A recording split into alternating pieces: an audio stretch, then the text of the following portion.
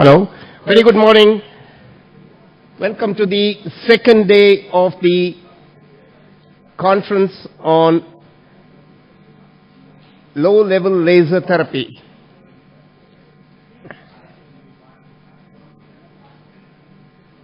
Sorry for the delay in starting up today. However, I would like to introduce the first speaker of the day is Juanita Andre, Dr. Juanita Andre.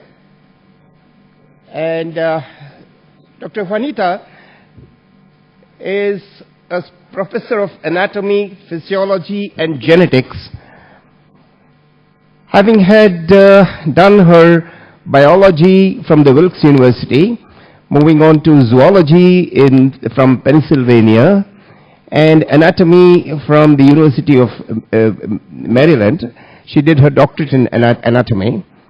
And Dr. Anders is recognized as an international expert in photobiomodulation and has been invited to speak and chair sessions at numerous international laser conferences. She serves as on the executive councils and scientific advisory boards of several laser societies. She is the fellow of the American Society of Lasers in Medicine and Surgery since 2006. She is a past president of the North American Association of Laser Therapy, a founder member of the International Academy of Laser Medicine and Surgery, and is a past president of the American Society of Lasers in Medicine and Surgery. She serves on the editorial boards of Photomedicine and Laser Surgery, Lasers in Surgery and Medicine, Lasers in Medical Science, Physiotherapy Practice and Research, and has published over 60 peer-reviewed articles. Recently, she's been appointed as a chair in the Optical Society of America and the technical group of photobiomodulation. Let's welcome Dr. Juanita Andre to take on the stage from here.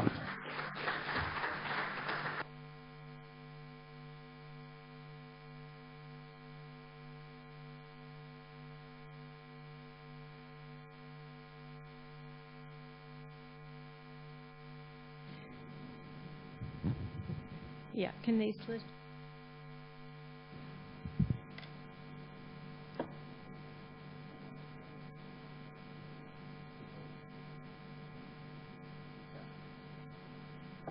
Well, while they're switching over to the slides, I want to thank Dr. Murdy and members of the organizing committee, especially Dr. Arani, for this opportunity to be at this really groundbreaking global summit for photobiomodulation or low-level light therapy.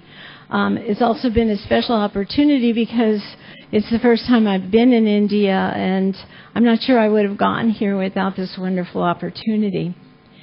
So I have worked over the years on nerve regeneration and recently on neuropathic pain.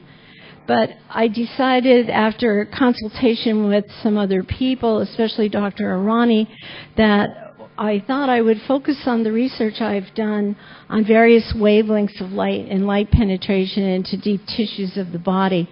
And after yesterday's session, I felt I was really happy with this decision because you all had so many questions on dosing and what wavelengths for penetration. So I hope that in the next half hour or so I give you some clarity on this, but certainly won't give you the whole story.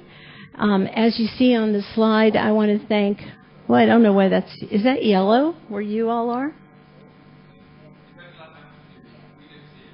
Oh, okay, thank you. Is Singjia Wu, who's worked in my laboratory for 12 years. I'd also like to recognize Ilko Ilev, who is at the Center for Devices and Radiological Health at the FDA, and then Brian Pryor and Clark Tedford, who are both presidents and CEOs of one of LikeCure and the other of Lumathera. So what I thought I'd start with, because I think there's a lot of confusion just in terminology, and I put together this little chart. So if we look at the term watt, we generally use that as the standard unit of power. So we have watt, and the formula is volts times amps. A joule, as you know, is equal to watts times seconds. It's also called radiant energy. Fluence is the radiant energy received by a surface per unit area. So we're talking here joules per area or joules per meter squared or centimeter squared. And the other names that people like to use are radiant exposure, radiant fluence, and energy density very commonly. The next one is a radiance, and that's the power received by or crossing a surface per unit area. And of course, we're talking about watts per meter squared or centimeter squared. And this is often referred to also as intensity and power density. And then fluence rate, which I'm going to use today. And that's also watts per centimeter squared. But when you are putting light on a surface, let's say cells on a tissue culture dish, we'll refer to that as a radiance. If I have a sensor inside of a tissue and I'm measuring light in this medium, I'm going to call that fluence rate. So these are the terms I'm going to use, and I hope that people start to get some consistency. You can see how this can confuse our field also. So I'm going to talk about some critical parameters for effective photobiomodulation. And the first of these is the wavelength. And one of the reasons you might select a specific wavelength of light is that you're going to target a known chromophore absorption spectra. And the common ones we already know are blue light and green light absorbed by flavins and flavoproteins, yellow light absorbed by porphyrins, and red and near-infrared light by cytochrome C oxidase, which you heard a lot about yesterday. I think there's a mounting evidence and interest. It's been there for a long time, but it kind of got submerged because of the push on mitochondria as the main cytochrome, that a number of receptor proteins, ion channel proteins, and such as GABA and NMDA receptor proteins look like they can absorb and be affected by light. And then, of course, you saw the very interesting data of Dr. Hamlin yesterday, where he was looking at specifically 908 nanometer absorption at the nanomolecular water level. And one of the things I want to emphasize as we go through this is that sometimes people will say, oh, I use blue light just for this. I use green light for this. This light is best for this. And a lot of you may not agree with this statement I'm going to make, but I think that a lot of these wavelengths of light can all do the same thing. And what the important thing is getting the dosage right and getting the light to the target. A second critical parameter is selection of wavelengths for depth of penetration. That is, will the wavelength used reach the target area? Now, yesterday you heard Dr. Weber talk about he has his needle method to get light inside, and of course this has merit in a number of situations. But he had made a comment about the skin being a barrier, and indeed it is in some ways, but a lot of wavelengths of light, you might lose about 35% of the power, but you're still going to get light in through the skin. So the main thing for you to remember is penetration depth is wavelength dependent. And as you see here, you can ask, how deeply can light penetrate into the body? And that's sort of what I've been interested in. Now, you may have seen this kind of slide on the web. And what you can see here, of course, are the wavelengths of light along the bottom. And then there are different classical sort of lasers along the top and what their wavelengths are. And then the major substances that you sort of want to get around and hopefully minimize absorption to get the light to your target. And these are oxygenated and deoxygenated blood, and the melanosomes, and water. And you can see there's a couple interesting things. 1064, the Nadidium YAG laser, is very nice because it is beyond the melanin curve. And even though this looks like a peak, I'll show you that again in a minute, there's minimal water absorption still at 1064. This is a real popular photograph that's shown out on the web, and this is called the optical window. And again, we see the same thing, oxygenated and deoxygenated graphs. We have melanin, and then we have water. Unfortunately, what you have to really focus on here is that all of these graphs were put together on one log scale of relative absorbance. And so what happens, that makes it look like there's a huge peak at 980. And so when I started to work with 980 nanometer light, I received a lot of criticism saying that's an impossible wavelength because of this high water absorption. But let me put that in perspective.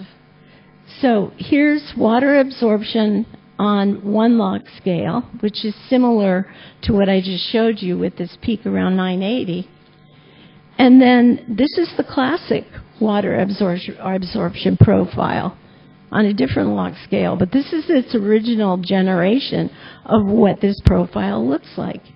And I want you to realize that the absorptions around 980, 1060 are in this region.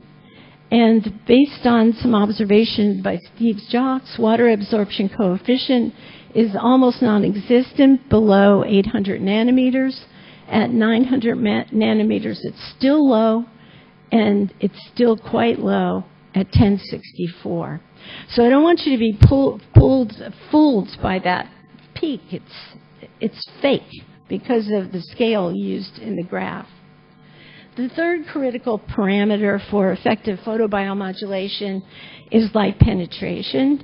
And as we said, how deeply into the body can a therapeutic dose be delivered? So I may be able to get light, and I'll show you some instances of some things we measured, into the depth of the body, but maybe I won't be able to get the adequate power to that depth to have a therapeutic effect.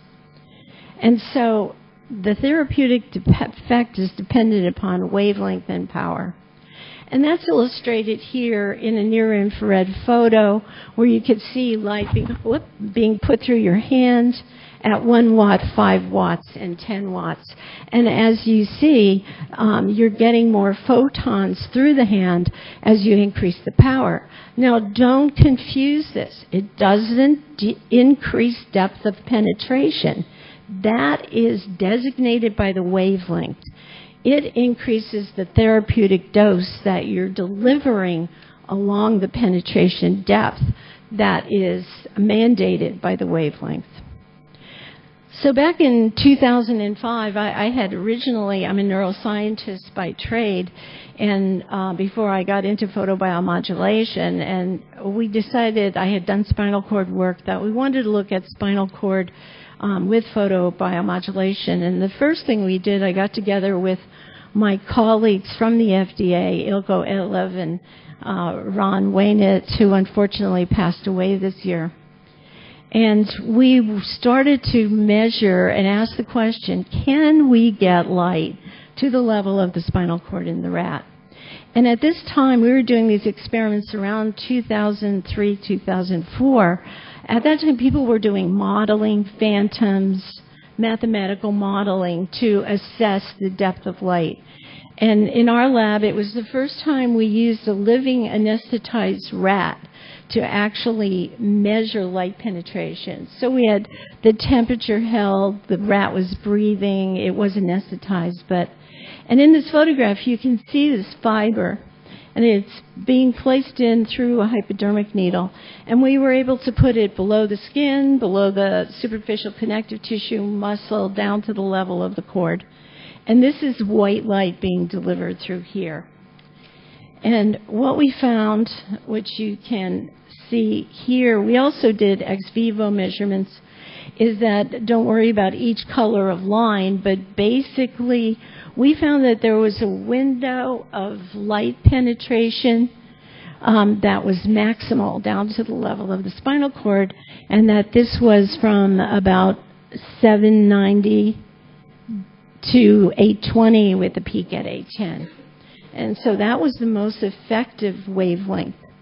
One of the other things we found when we did some experiments on columns of water, that this wavelength was great because it had minimal absorption by water. And then we did an elegant set of experiments where we had a living rat, and we delivered light into the heart with one fiber. We collected light with another fiber in the living animal's heart, and we found that A10 also has minimal absorption by blood. And it's actually where the oxygenated and deoxygenated curves cross, or this isobestic point for blood. So it's an ideal wavelength if you want to get deep in the body. A lot of people use 808. I don't think there's a difference between 808 and 810. We're in this range. One of the things we just recently published, it was e-published last month, just to show you some other common wavelengths that are being used. In 2012, there was a paper published by Johansson et al.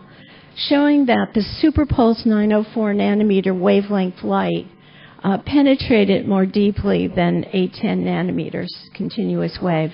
And of course, we had done all these previous measurements on 810. If you look at 904, the penetration 904 was not at the same or as deep. And so Lars Hode is a friend of mine. I hope he's still a friend of mine. And he gave me an Iradia laser. And at that time, he gave it to me because they found what they thought was when they put this light on a piece of excised tissue on a power meter, that over time, they found an increase in what looked like penetration percentages. And they thought that they were probably photobleaching something. But this was a white rat.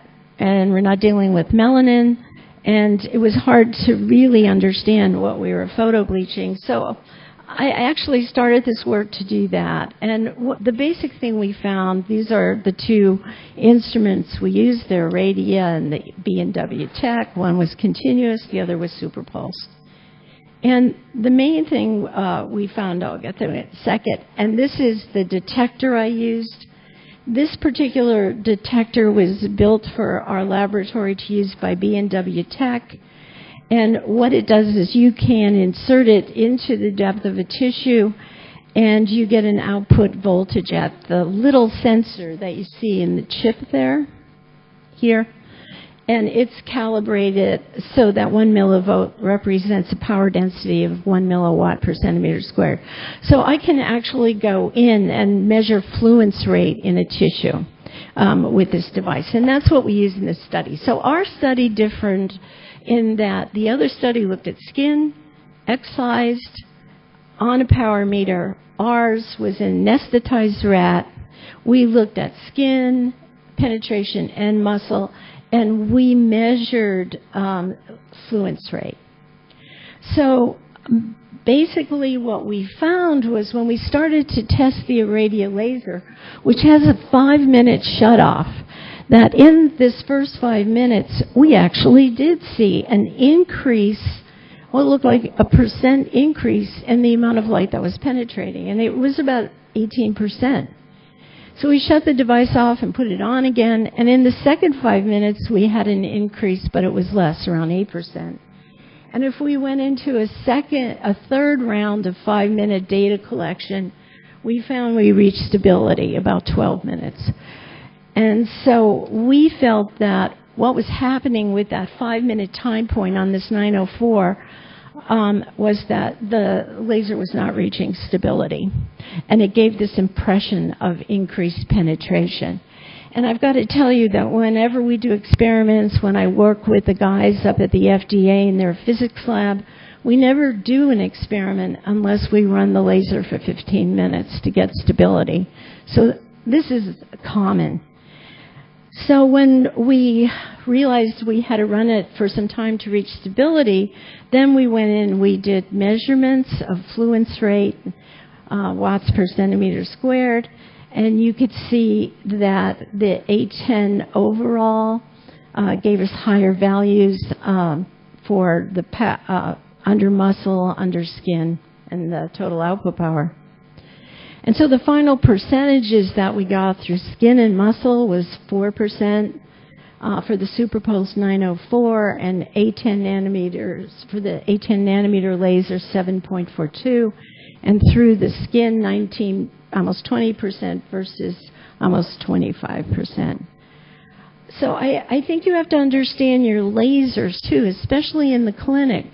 You really have to know that your laser is giving the output power it says, that it's giving the wavelength it says. Unfortunately, a lot of times if you check your laser, it isn't the fact. And so from this, we felt that they weren't getting an increased penetration due to bleaching of something in the skin, but all they were seeing was a phenomenon of instability due to lack of warming the device. So one thing I want to mention, too, that a lot of people totally ignore are melanosomes in the skin. And this work is, again, by Steve Jocks, and this was back in 1998. So, I mean, he did careful work, and he knew this, so that light-skinned adults have volume fraction of melanosomes in the epidermis of like 1.3 to 6.3%, moderately pigmented adults 11 to 16, and darkly pigmented adults from 18 to 43. So if you're going to do a therapy and you know these values, you're not going to treat every skin color the same. You're going to have to make adjustments in the power that you put on the skin if you want to deliver the same amount to the internal tissues. In that respect, wavelengths such as 980, which I had showed you on that first grant, for one of the first slides, excuse me, and 1064 are of real interest for treatment of patients with color because 980 is at a low point on melanosome absorption. The water is still relatively low. 1064 is beyond the melanin curve and still relatively low water absorption. And you can see here, again, this was based on Steve Jocks' work, that the ratio of melanin absorption of 800 nanometer light to 1064 is 3 to 1, and of 690 red light to 1064 is 4 to 1. So it gives you the ideas of how you have to adjust your treatment parameters. So another thing, the fourth thing about critical parameters for effective photobiomodulation is the therapeutic dose.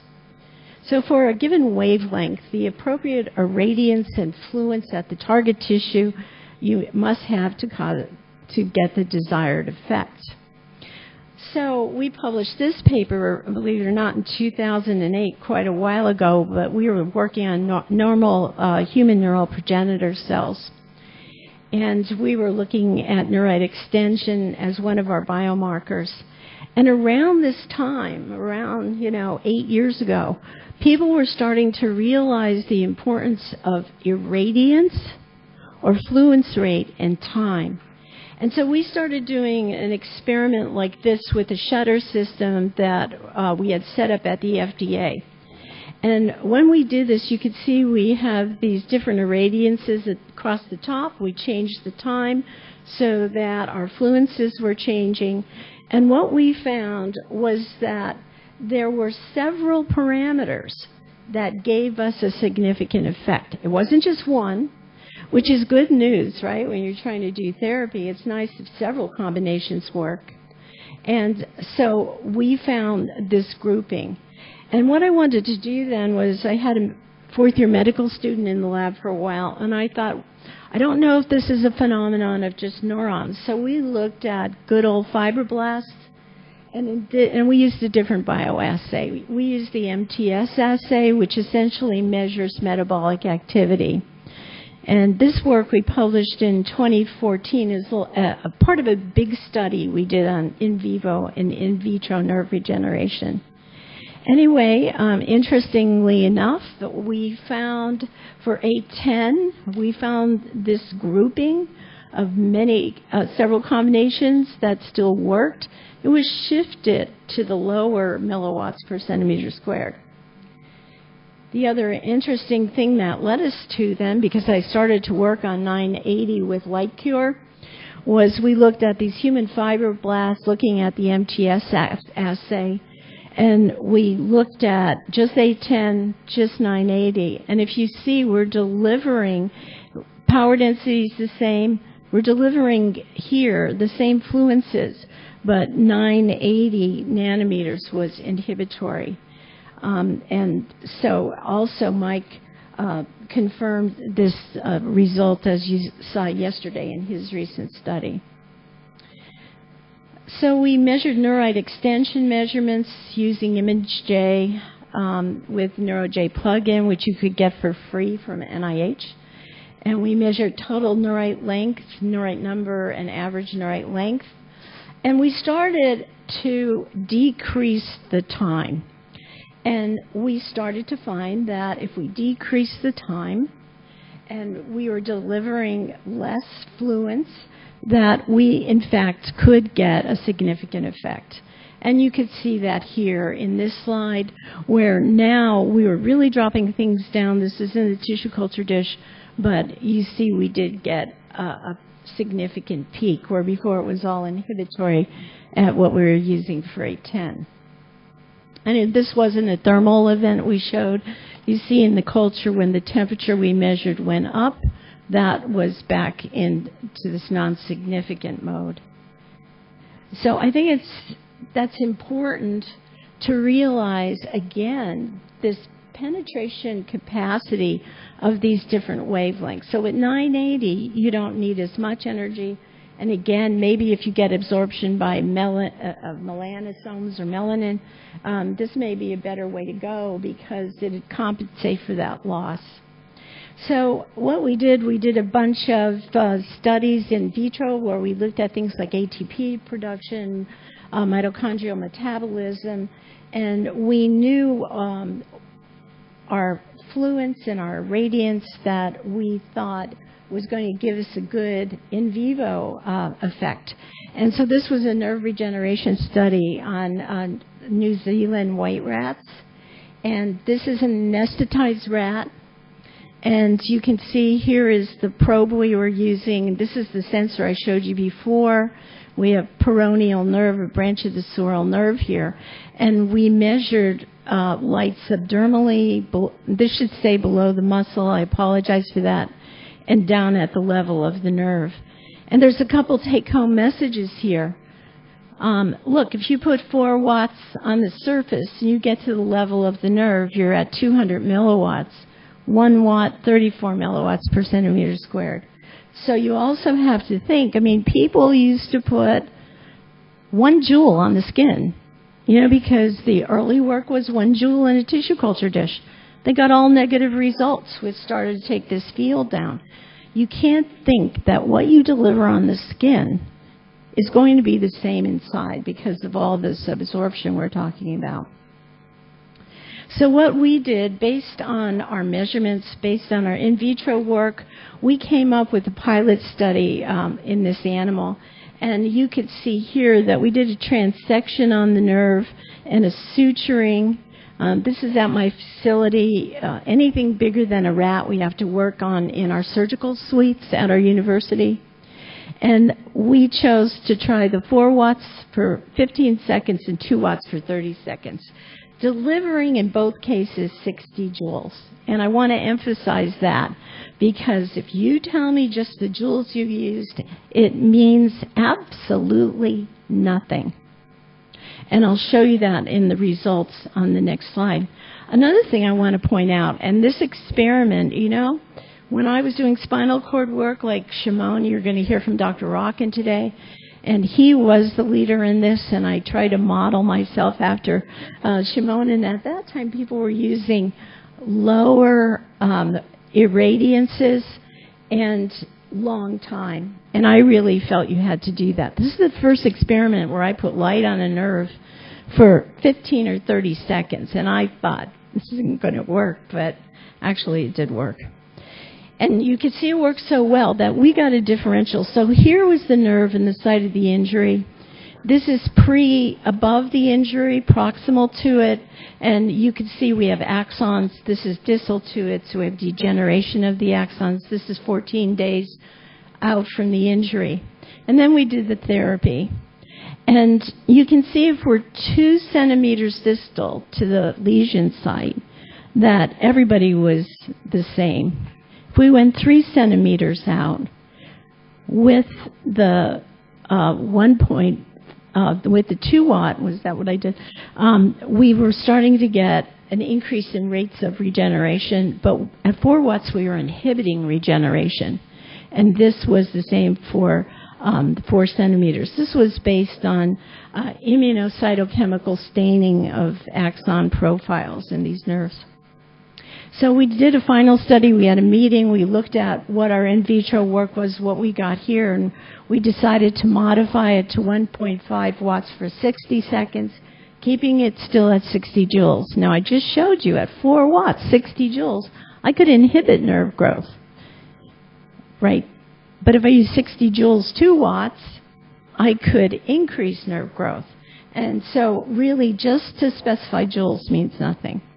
So we repeated the study, and we got very good results. We got functional recovery. We also saw increases in regeneration of the neuromuscular junctions. But we did get an improvement in nerve regeneration out to 9 weeks in this rabbit. And we published this in 2014. So I just want to say a bit about transcranial laser therapy and pretty much end with this. So you've heard a lot about that, and the definition is basically delivery of near-infrared laser energy through the tissues of the scalp and the skull to targeted brain regions to treat neurological injuries and disorders. And this was back again in around 2004, maybe a little after that. I was working with Photothera, and we got some fresh human cadaver brains. And this was, it was 808 or 810 light. And one of the things that we saw, which actually went into their patent and was very effective on patent acceptance, was that when you put the light on the brain from below, you see the sulci in the brain, they light up. They act essentially as light waveguides, so they get the light more deeply into the structures of the brain. So the work Photothera did basically gave this profile that the initial cadaver studies they did said that they felt they could get a therapeutic dose to 25 millimeters, 2.5 centimeters below the dura. So a couple of years back, we decided to do a finer study. This was with Clark Tedford, who was still at Photothera at the time.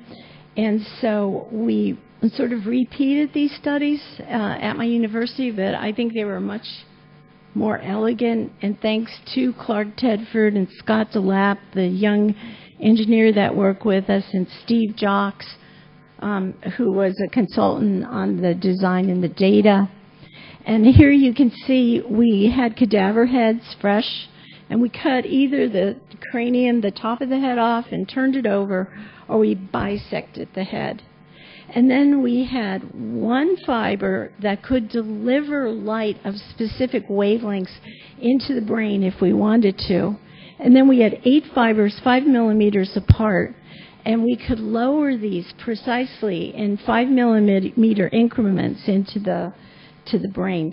And I just want to show, because we had some of us had a discussion yesterday on a lot of people say myelin is this barrier to light, and really it's not. You could see that we had different sensors. Some were in like thalamus gray matter, some were in that massive, the biggest fiber bundle in the brain, the corpus callosum, and we didn't see any differences in the penetration as we went through them.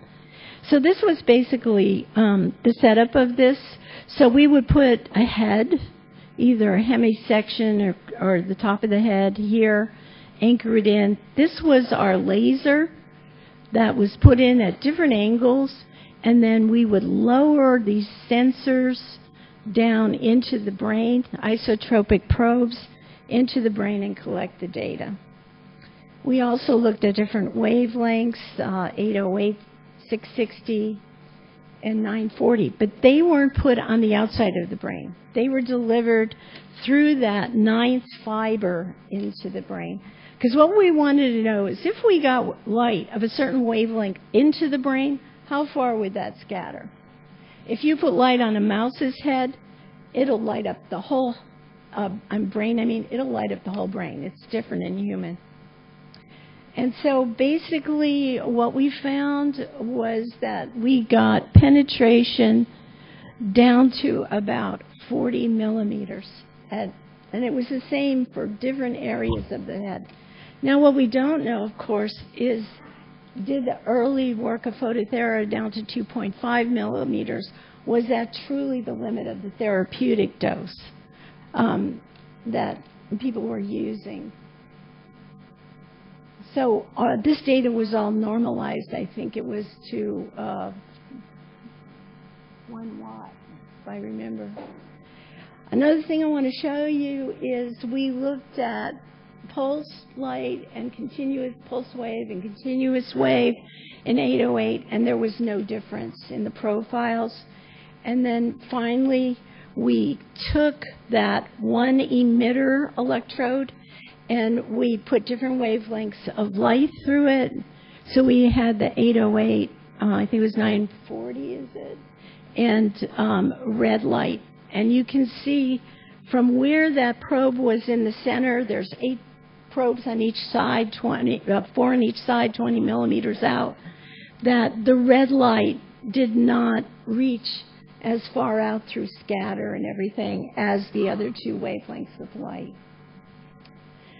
So that's it for today. I just want to also mention, re-emphasize to you one more time, I just completed a series of experiments where I've been working on neuropathic pain, and there's the pioneering work of Dr. Roberta Chow, who showed if she used 300 milliwatts per centimeter squared on neurons in cultures, that she got effects on the cytoskeleton of that neuron. And so we wanted to do an in vivo experiment where we would deliver 300 milliwatts per centimeter squared to the nerve itself in a rat. And so what we did was we got our sensor where we could actually measure our fluence rate, put it in the living anesthetized animal, and then put power on the outside. The laser I was using was 10 watts. At 10 watts, we delivered 270 milliwatts per centimeter squared to the nerve. It did work. It did inhibit pain. But again, I want to emphasize to you, because based on Roberta's work, like I said, it's been pioneering. A lot of people know that work. But what they do then is they take that 300 milliwatts per centimeter squared. Remember, that was a tissue culture experiment, and they put it on the surface. And, the jury's still out whether it's nociceptor terminals or what. I tend to think it may not be, but there's more work to be done there. Thank you so much for your attention.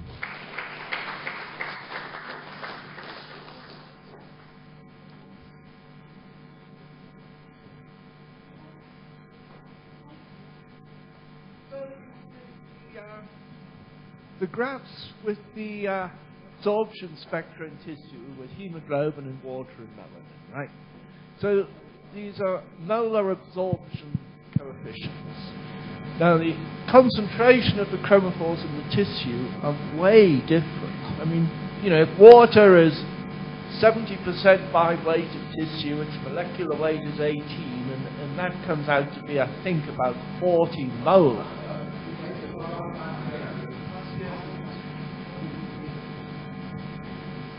Do you want me to repeat that? Maybe they do. Okay, so the molar absorption coefficients are plotted, but to get absorption you need the concentration of the chromophore. And water is about 70% by weight in tissue. It has a molecular weight of 18, so its molar concentration is about 40 molar. Now hemoglobin, I don't know what the percentage weight in tissue is, let's say it's 10% maximum, but the molecular weight of hemoglobin is in the tens of thousands, so the molar concentration of hemoglobin is in the millimolar range. So the ratio between hemoglobin and water is about 1,000-fold. So if you plot comparative absorptions, you really have to normalize for the concentration in the tissue. So, okay, on that log scale, the water peak at 980 is relatively low, but there's about 1,000 times more effective absorption of water. Well, Mike, I think the point I'm trying to make, I think that composite graph, I'm not sure that was all normalized to tissues. That graph was made out of pure melanin absorption. I've never seen a graph that's normalized the concentration in tissue. So these things were all put together on some log scale. And my point, I understand what you're saying, but I think people come away with looking at that. I mean, you remember when I started working on 980, I mean, people were like, you're crazy, you're wasting your time. It was at this very simplistic level. And I agree with you on these scales and the relative percentages. But when you look just at water, like Steve Jocks had calculated one wave against wavelength against another along that wavelength, I think that's the point I was trying to make here, so that people didn't generalize so much and then make decisions on their maybe treatments or selection of a laser on this information. I think both your data and my data agree that with 980, water is the chromophore. And the reason we need to turn the power down to what both of us, I think, thought were ridiculously low levels is without that, we cause too much heat.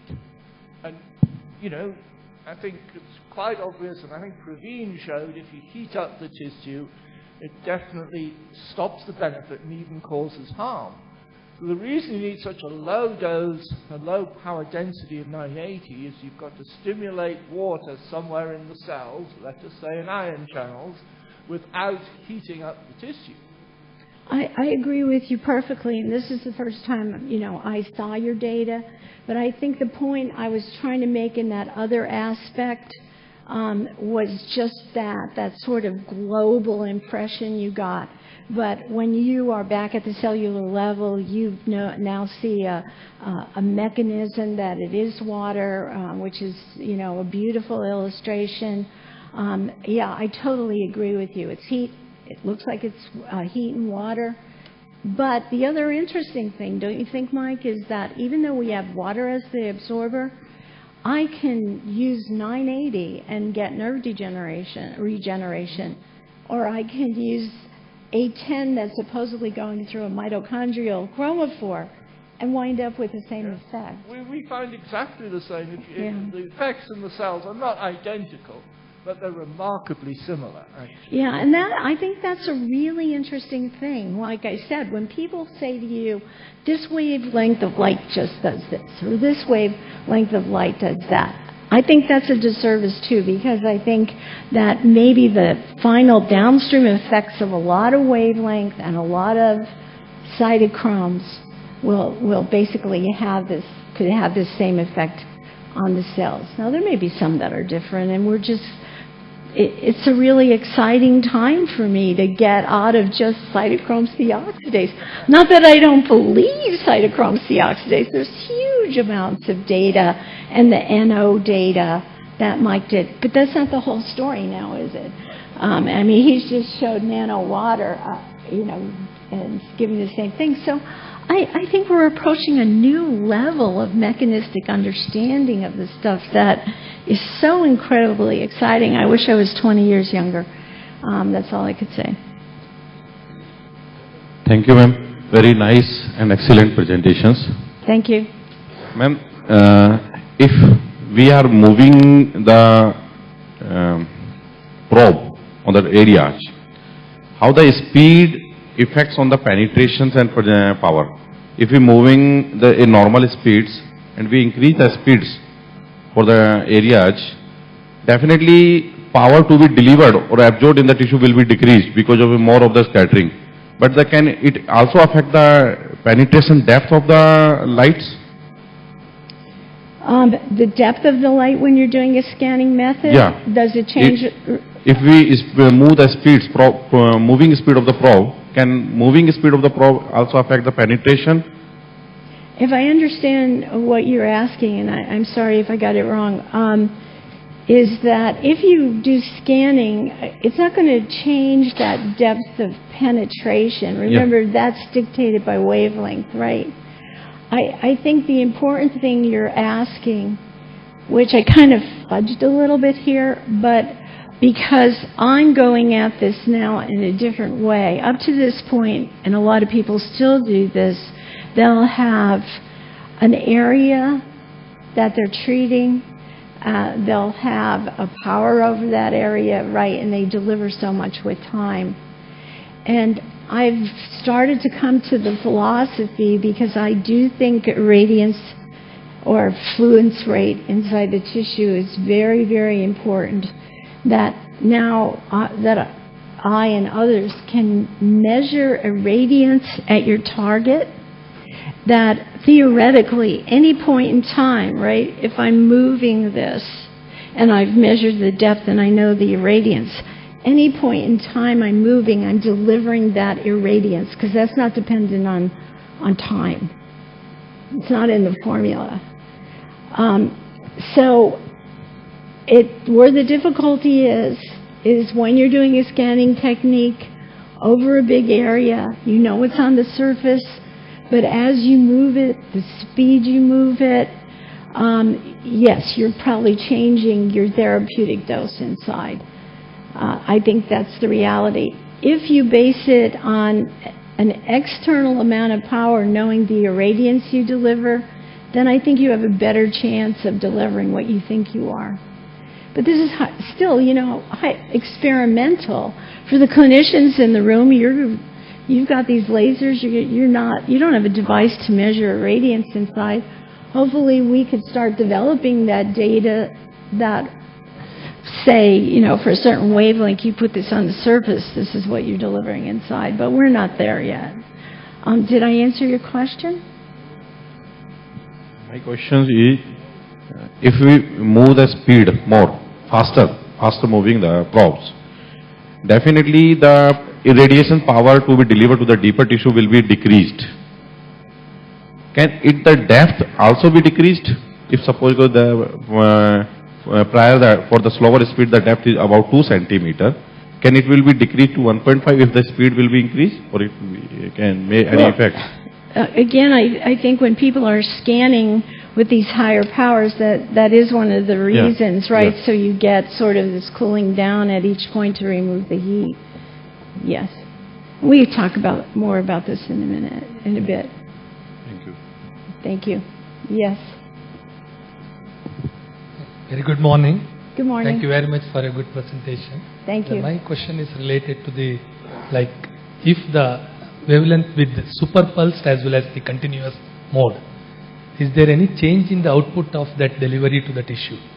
When we say the pulsed versus continuous, definitely there is a reduction of the output with the pulsed as compared to the continuous. When we look at the super pulsed and the continuous, is there any difference in the output delivered to the tissue, target tissue? In the super pulsed versus other continuous. Other pulsing? I'm sorry, I'm not understanding your question. I apologize. If it is a super pulse mode or the continuous mode, when we are delivering to a certain tissue, is there any reduction in the output delivered to the tissue through the super pulse mode? Normally in the continuous mode, we won't get any change. For example, if we are using 100 milliwatts, we can expect that amount of dosage is delivered to the tissues. Whereas in the pulsed, when we are using, definitely there is some amount of reduction in the output when it is reaching to the tissues. My question is related to the super pulsed versus continuous. Is there any difference of absorption? Well, in the work that I did on super pulse, and the feeling was that the super pulsing was bleaching something within the tissue. And remember, absorption again is controlled by the chromophores in the tissue, the scatter, all of that.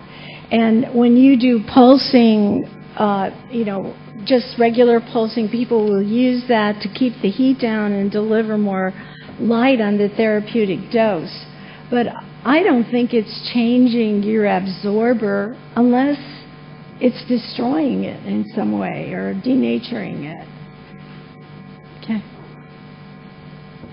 Thanks, Juanita. I have a question about the irradiance when you're doing transcranial laser stimulation from the surface. In humans, I've seen it estimated that about 2 to 4% of the dose delivered at the surface might be given to the surface. Or the surface of the cortex? Would you agree or with that estimation or comment on that, please? Well, we actually didn't measure the total amount at each depth of, like, what was the percent decrease.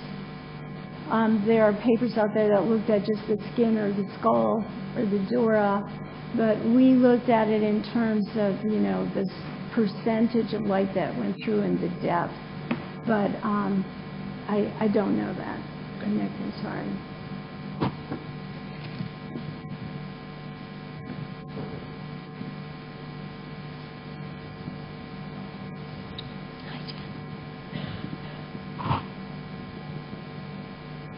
Hi, Juanita. Sorry, I missed a fair amount of your talk. We got stuck in the strike yesterday.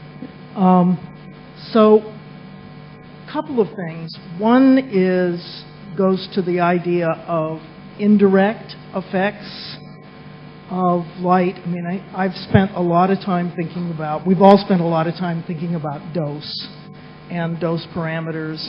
And do you have to get the light to the site of the lesion or the site of the injury, or can you just turn on something in the blood and exert an anti-inflammatory effect that will in fact have the same action?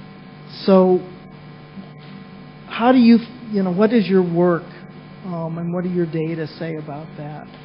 In the early years, I did some sort of systemic effect experiments, and probably I was looking at the wrong biomarkers, and I didn't get an effect. And I did some wound healing work, and I thought one wavelength I was able to get a systemic effect. But then I realized it was due to scatter to the alternate wound. So I have not been a big proponent of systemic effect. And it's too bad you weren't here, because Mike and James Carroll and I we've had this conversation several times in the last 2 days. Now, I will say, like Dr. Weber does blood irradiation, I think that there are elements within the blood, whether you put it on the surface or you put the probe inside. We've studied a lot about macrophages, and you can activate them, and they have a certain surface contact. They touch another macrophage, they activate it. So I think in terms of macrophages and inflammatory response from a vascular zone, I think it's possible. I think if I could get light on the vagus nerve, I might be able to really have a profound effect on the body, right? But so I'm not saying, if you asked me 15 years ago when I was doing that work, I was like, I don't believe it, But I truly haven't done enough experiments on it, but from what I read, I'm not willing to say that doesn't work. And I think, in fact, there are certain instances that it will work, that you don't have to have direct photon. But I think the jury's still out on that, don't you? Okay? Well, thank you very much.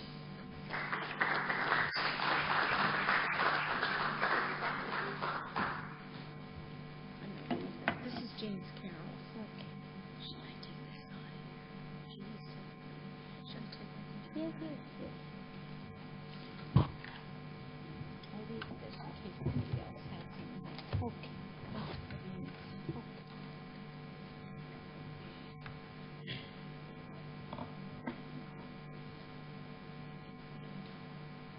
Good morning all. Thank you Dr. Vanita for this highly informative session.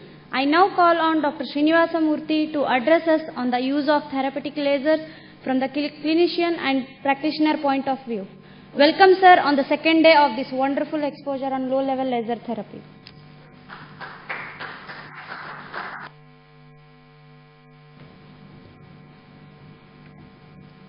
Thank you, Dr. Naina. Good morning to everybody. Okay.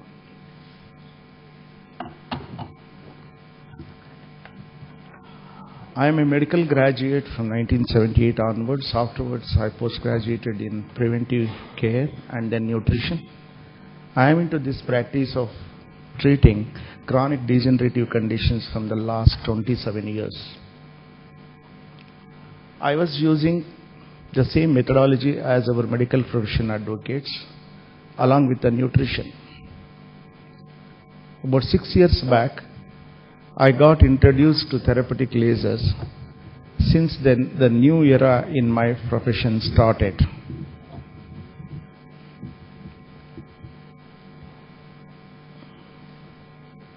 Okay, connected.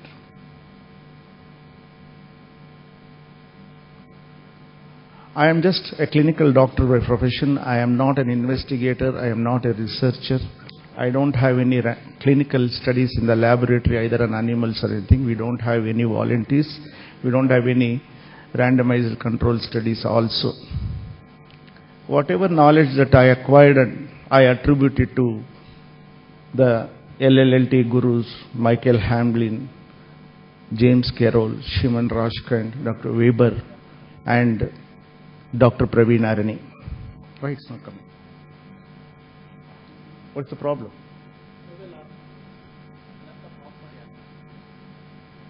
Correct it first. I'm sorry.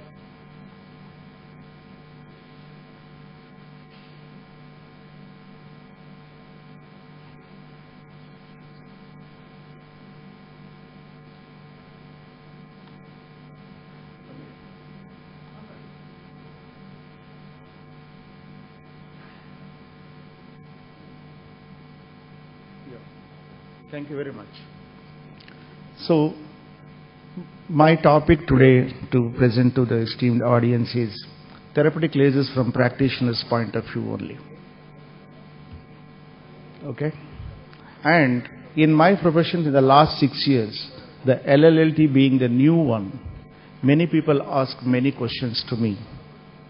And my only answer to all these people is only one thing. What is LLLT? They ask me many times. The answer is it is God's own healing system, and it is just rediscovered and accelerated by modern science. This is my standard answer. Anybody asks me either by emails or telephones or in person. And now, let me come to the problems that we face in India when once we present them the laser therapy. People do not have any problem to accept sunlight is an essential component to produce vitamin D. And UV light to be used for many of the skin conditions such as psoriasis, and phototherapy in cases of pediatric warts in neonatal jaundice. And when we say that the lack of sunlight causes seasonal affect disorders, and the circadian rhythm, that is a day and night phenomena, they don't have any problem at all. And then once we come to the laser, when we say that lasers are being used in drilling and cutting industries and even in robotic operations, and when we say that they are being used in surgery for cutting and burning the tissues, and even the optical properties of laser is used in holography, reading barcodes, in CD players and laser pointers, nobody has got any objections for that. Now, a simple doubt arises in each and everybody's mind, either patients or doctors or anybody for that matter, when we talk about the therapeutic lasers. This is the bone of contention of our talk today. The modern man just captured and amplified the beneficial wavelength of the light, and to produce the laser beams which do not cut or burn the tissue, but they just penetrate into the body, producing a process called photobiomodulation. There is a big question from many of the people. And when once we say even further that these lasers are classified as a class 3B lasers by FDA USA, and they are monochromatic and highly coherent in nature, and these beams penetrate up to 3 to 5 centimeters in human tissues, 100 questions arise. And even when one described many of the properties of the cellular and molecular mechanisms, the LLT, as described by the eminent people since yesterday, they got still doubts. And even we go ahead and explain the present status of the low-level laser therapy that is in India. We said that FDA has classified therapeutic lasers as a class 3B. NASA, Olympic academies, navies, armies, air force and many major health institutions, including National Institute of Health, they are using therapeutic lasers. There are thousands of practitioners in many Western countries, and there are more than 2,500 research papers, that too with the double-blind studies. And there is a World Association of Laser Therapy, North American Association of Laser Therapy, Australian Medical Laser Association, Russian Laser Association, and this particular branch is called as photobiology, radiobiology, photomedicine, quantum medicine. People have got still doubts, even among the medical professionals. The problem here is that during my practice, many of my patients question, even the co-doctors question, what this light can do. Do you have any evidence for that? Do you have any proof? And even I have given presentations to in many of the organizations, particularly Indian Psychiatry Association, whatever the neurological benefits that we were getting when we presented, they were asking me that all these things need to be verified. They don't accept so easily. So we are facing $1 million questions today in India about the low-level laser therapy. That is the reason that we are arranging this conference here. Purposefully, we have made some mistakes in our therapeutic lasers and even in our metabolic laser, because this is the status as of in India today. It is not understood properly. Now, let me give a brief idea about whatever that I have understood in this photobiomodulation. Let us study as a cell as a unit of life. The normal cell function, the fundamental functions of the cell is only three: the breathing, eating and reproducing. The mitochondria, cyclic AMP, whatever that action takes place, it is nothing but breathing only. And whatever the transfemoral absorption of the nutrients and production of these protein molecules, that is again eating only and digesting. And whatever the action that happens at the nuclear level is reproducing only. When these three actions are perfectly normal, we will say that we are normal. Or when the cell is damaged or diseased due to any of the conditions like metabolic disorders, like diabetes or even thyroid dysfunctions, or due to aging, we call it as a functional degradation or degeneration. What is regenerative medicine, that is the inclusive of the therapeutic lasers, regenerative medicine, nutrition and metabolic, they do, they just repair, regenerate and replace the damaged or diseased cells. So we consider the therapeutic lasers an integral part of in this process. And this is a slide that I got from the National Institute of Health site. When once we see the therapeutic laser benefit, there are wide from head to toe, many conditions, including the laser blood irradiation that is newly we are hearing, oral mucositis treatments that is happening in our cancer institutes, hair regrowth in many clinics in the country, and even partly we are hearing about the cardiac lasers to avoid cardiac ischemia. So therapeutic lasers has got widespread effects on many organs of the body, and it has got a breakthrough options in the treatment of clinical processes. It is not possible for me as a clinician to present everything. Let me restrict today to just chronic degenerative painful conditions. So this is the statistics that I gathered from the United States of America. When we see the people who are suffering from pain, chronic pain, there are about 100 million, whereas the people suffering from diabetes, coronary heart disease and cancer, they are just somewhere around 52 million. So the number of people who are suffering from pain are more than all the other major diseases put together. Let me not talk of all the chronic degenerative painful condition. Let me restrict my talk today to the chronic neck pain, back pain and chronic knee pain. Even though they are the common ailments, they are very, very costly ailments. They affect the quality of life and many times they take away the professions. What's happening here in these three cases, most of the time in India, I don't know in other countries, the surgery is recommended, either for the neck pain or the back pain or the knee pain. Unfortunately, what is happening, more than 95% of the cases can be treated non-surgically as per USA figures, because in India still we don't have much. It may be much, much more, because many of the people do not have insurance. Many of the people are unwilling to surgery as any doctor prescribes. Most of the people, they want a non-surgical approach. They want to get themselves cured in a non-surgical way. But what's happening, the majority of the present-day non-surgical methods, like analgesics, oral steroids, viscose supplements, or epidural injections, or even wearing of the collars, knee braces, and repeated physiotherapies, it is not effective.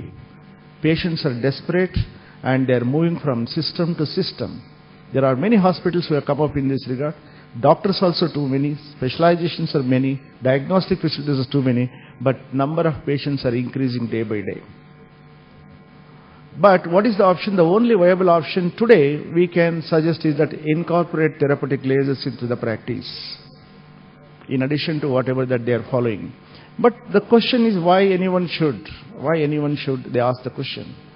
For that, we have to understand the drawbacks of the medical science that we are facing. We have given heavy emphasis on prescription medications and completely disregarding the body's own innate ability to heal. We have disregarded this totally. And maybe still we are evaluating and treating the patients based on the method of masking the symptoms only. And in the last 40 years, that is when I was a third-year student onwards, 40 years back I was a third-year student. What is happening? The same analysis are continued, the molecules are changing, the methodology, everything remains the same. Patients are just suffering only. And what exactly we are missing here is that all this year, your medical profession is mainly focused on the biochemical processes and to some extent electromagnetic process for diagnostic, curative and research purposes. Either we evaluate how many milligrams per deciliter or what is the curves and graphs that we are seeing it. We never looked at the quantum processes of the body, which are vital and real code of all cellular processes. And therapeutic lasers have cracked this code and helped us to look beyond symptoms and to the real cause of the disease. And this has uncovered the missing link in patients' disease conditions. Now, the quantum medicine begins when no options are left with modern medicine. This is what my personal experience after seeing it from the last 6 years. But when I say that, people say, my dear friend, it is nice to hear. How do you say that? And what and how do you do? What do you do?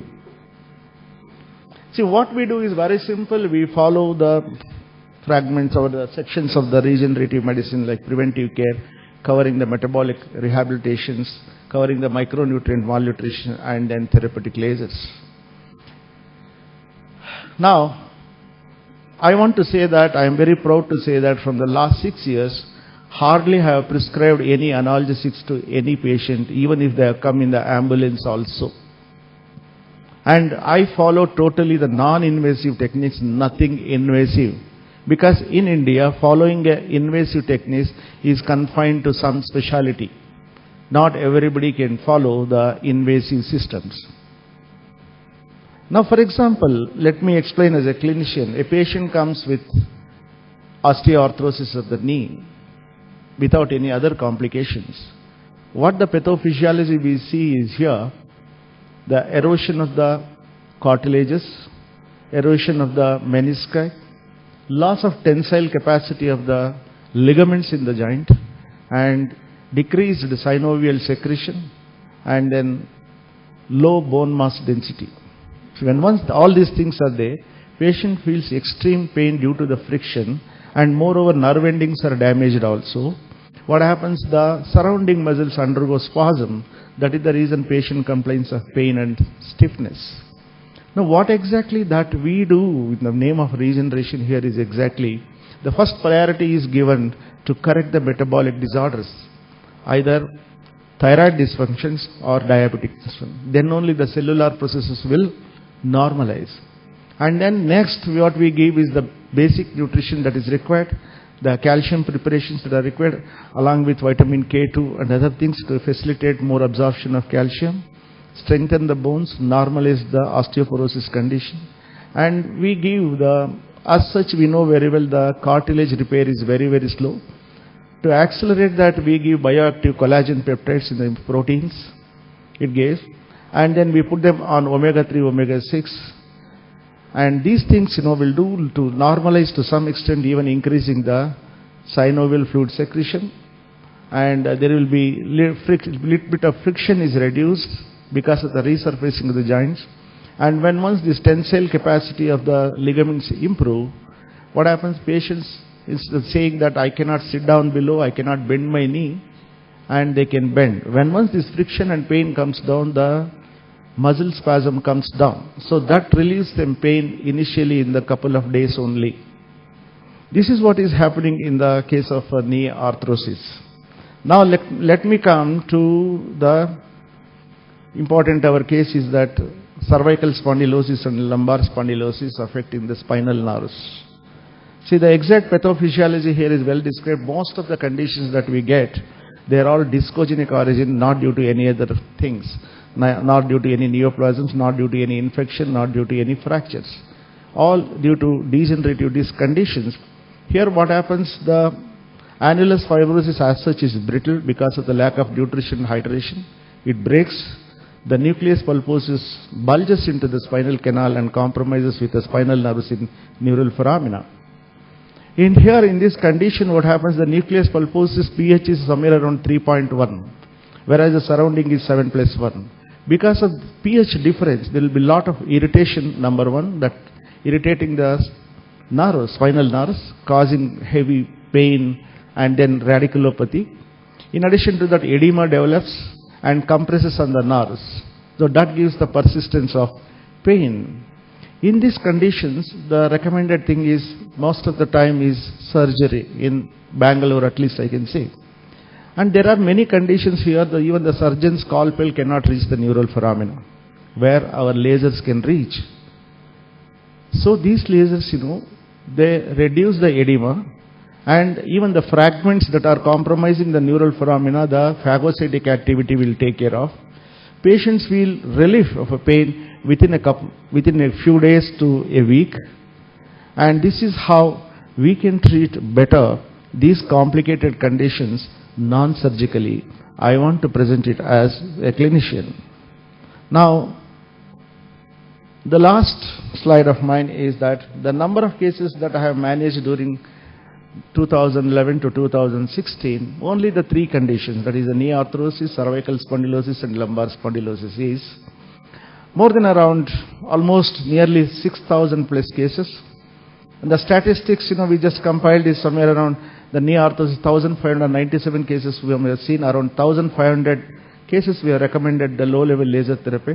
Out of that, successfully completed is 1,106. The percentage of success is somewhere around 65%. Whereas in cervical spondylosis, it is 69.33%, and a good percentage of success that what we have achieved in lumbar spondylosis is 79%. We have become almost experts in non-surgical management of lumbar spondylosis. All these things is possible in spite of lot of skepticism around. We don't have any formal education of lasers in India, in any medical college or any institute. And all these things is possible just because of the support system that I have developed, and I am extremely thankful to my associates and my colleagues, mainly to Dr. Nayana Niranjan. This is my simple talk as a clinician, sir.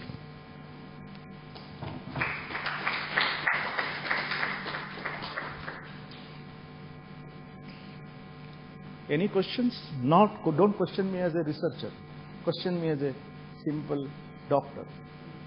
Because all the cases that we have seen, they have just walked in, they paid the consultation fee, they paid the treatment fee. No volunteers, nothing. No study. No laboratory studies also. Murthy, this is Srinivas here. Yeah. Do you believe the time has come when you can actually take a claim and say that, okay, we can do this and start advertising about it, or do you still think it is a long time before we can do that?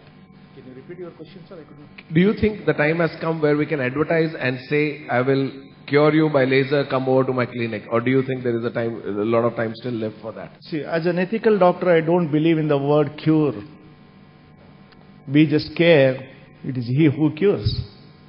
It is happening. Whatever that is happening to us, whatever that we are doing, are clearly explained. We can't say that the word cure, many people ask me, is it permanent? Who is permanent and what is permanent in this world? If somebody goes and injures, we can't say that. I don't believe in the sayings that cure or permanent remedies, because laser, yesterday onwards, all the experts have explained to us, laser is just a fantastic tool and it is in addition to the existing systems. That much I can say as a practicing doctor. Thank you. Yes, doctor. Very nice presentation, sir. Can you see irreversible change in the degenerative change radiologically in your practice? Irreversible? Degenerative changes. You use the triple LT for the degenerative changes. Can you see the irreversible changes radiologically? No. What we have seen, for example, in cases of these three conditions which I mentioned, knee arthrosis, or cervical spondylosis and lumbar spondylosis, we assess the pathology initially based on the clinical examination. Of course, we do have the radiological studies. For example, if you see that the disc bulge you're talking about and then the neural foramina compromise and everything, definitely we see in the radiological place. But after that, no person will go back. In India, patients, they don't want us to confirm what has happened. What they want is the VAS scale that we follow and their functional reliability. If they move their legs, that's more than sufficient. If they bend their back, that is more than sufficient. With what intention they come to us, if they can do the minimal works, if they can climb their stairs, if they can sit down below, or if they can walk up to the bathrooms, that's all they ask. And if we ask them to repeat the radiological investigation, they don't accept. That you must be seeing in your practice. Definitely also. In the practice, the symptomatic relief of the functional score will be improved by the patients. No, I've got many patients with me, even after about 4 or 5 years, they are quite well. They did not go back to that situation. Maybe they are following the nutritional aspects and preventive measures that we have described. We teach them, each and everybody, how to sit down, how to walk, how to sleep. But lots of questions arise when the other specialties. Definitely, of the, sir. Definitely. We get only questions only. Yeah. We get from lots of questions arise by the other specialties. Yeah. Thank you. Thank you very much.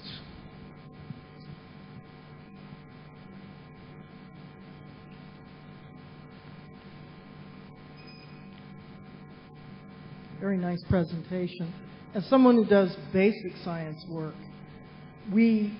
our entire focus on basic science work is to bring it into the clinic. So I'm very appreciative of the fact that you're bringing it into the clinic. So most of your outcomes are looking at improvement in function. And I guess I would relate that to work that I do in terms of basic science. The best measure we have in our rodent studies is improvement in function. Structural changes, histopathology doesn't seem to be nearly as effective an outcome measure as if the rat can move better, if the rat can see better. That those functional outcomes, I think, are really, really essential. In terms of response, what I see again in the laboratory animal is usually an improvement in every condition I've looked at so far of about 50 to 75%, which is far better than for many of these diseases, and certainly for the retinal diseases, there's no treatment. So a 75% improvement is incredible. What percentage improved function are you seeing in your treatments? Relative. Yes. The thing is, see, we are in India, we don't have that opportunity to study the cases in depth. First and foremost, we will not be having time. Secondly, the availability of the patients whenever we need it is not possible. We cannot overuse them even for clinical examination also. We have got our own restrictions and we have to follow. Patient comfort is the primary concern. The moment they say it is fine, we cannot handle them. Come on, we'll do everything. We believe them. Sir, I am fine means fine, over. That is the solution. We cannot do any investigations on that, or we cannot do any intra-articular studies. We don't have such possibilities. We have to believe patients. We rely on that. My whole data is based on the patient's comfort and the WAS scale that we follow. Thank you. Thank you, doctor. Yes, Was there sir. any experience about temporomandibular joint dysfunction or disorders or arthritis? Sir, many dentists ask me this question very repeatedly, but so far I have not treated any temporomandibular joint, TM joint. It can happen. When it can happen to the knee joint, it can help even your small, tiny temporomandibular joint also. That you have to tell me as a dentist after treating. Sure. Thank you. It was very interesting to find, Dr. Vijayalakshmi, Yeah. that cervical spondylitis, lumbar and Knee arthritis. but suppose they co-precipitate with any of the two problems. They have a co-precipitation of the problem. So what you have given the statistics is per se. Suppose if they are having a co-precipitation, so what is the percentage of the success? We have to do it in future, ma'am. We are just in the beginning. We are also gaining knowledge how to handle all such cases. In future, in the coming conferences, probably we will have that information. Thank you. Anything more? Thank you.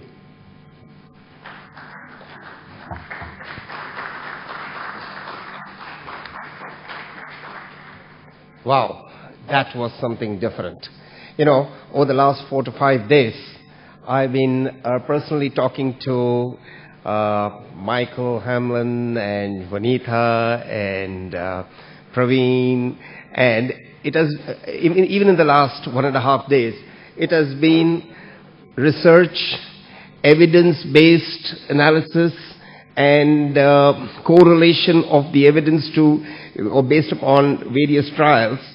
And the requirement of the day is, how does a clinician or a practitioner use this more effectively? And it's an eye-opener what Dr. Murthy has shown us today. And I request all our respected speakers to focus their attention in this area and give us a better highlight on how each of us practitioners can actually use this on a day-to-day basis. And I know, as Dr. Murthy said, although the number of cases we've been dealing with is quite large, it is difficult to document and research on the outcomes at different levels. So with this, I'd like to do one thing. I'd like to give a small break of 5 minutes. People can just freshen up before we continue with the 2 next power-packed sessions. So just give us 5 minutes and we start again. A 5-minute break. Thank you.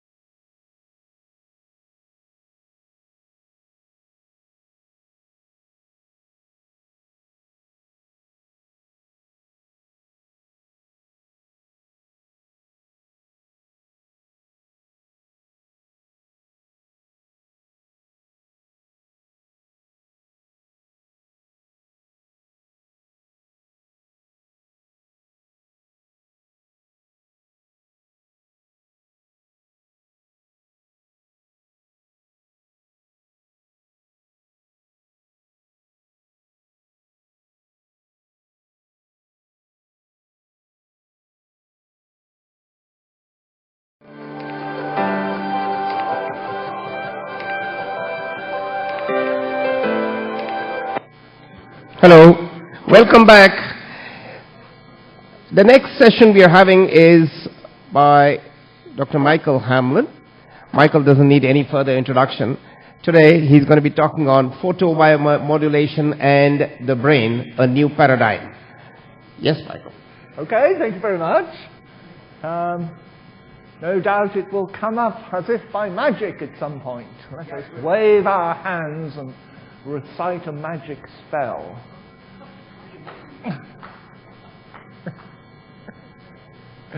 Okay, so good morning everybody, back again, and if you were here yesterday, you heard me at the very end of my talk yesterday say I didn't tell you anything about the brain, but just wait a minute. So we're back again, and we're going to talk all about the brain, because in my opinion, it's one of the most exciting applications of photobiomodulation therapy.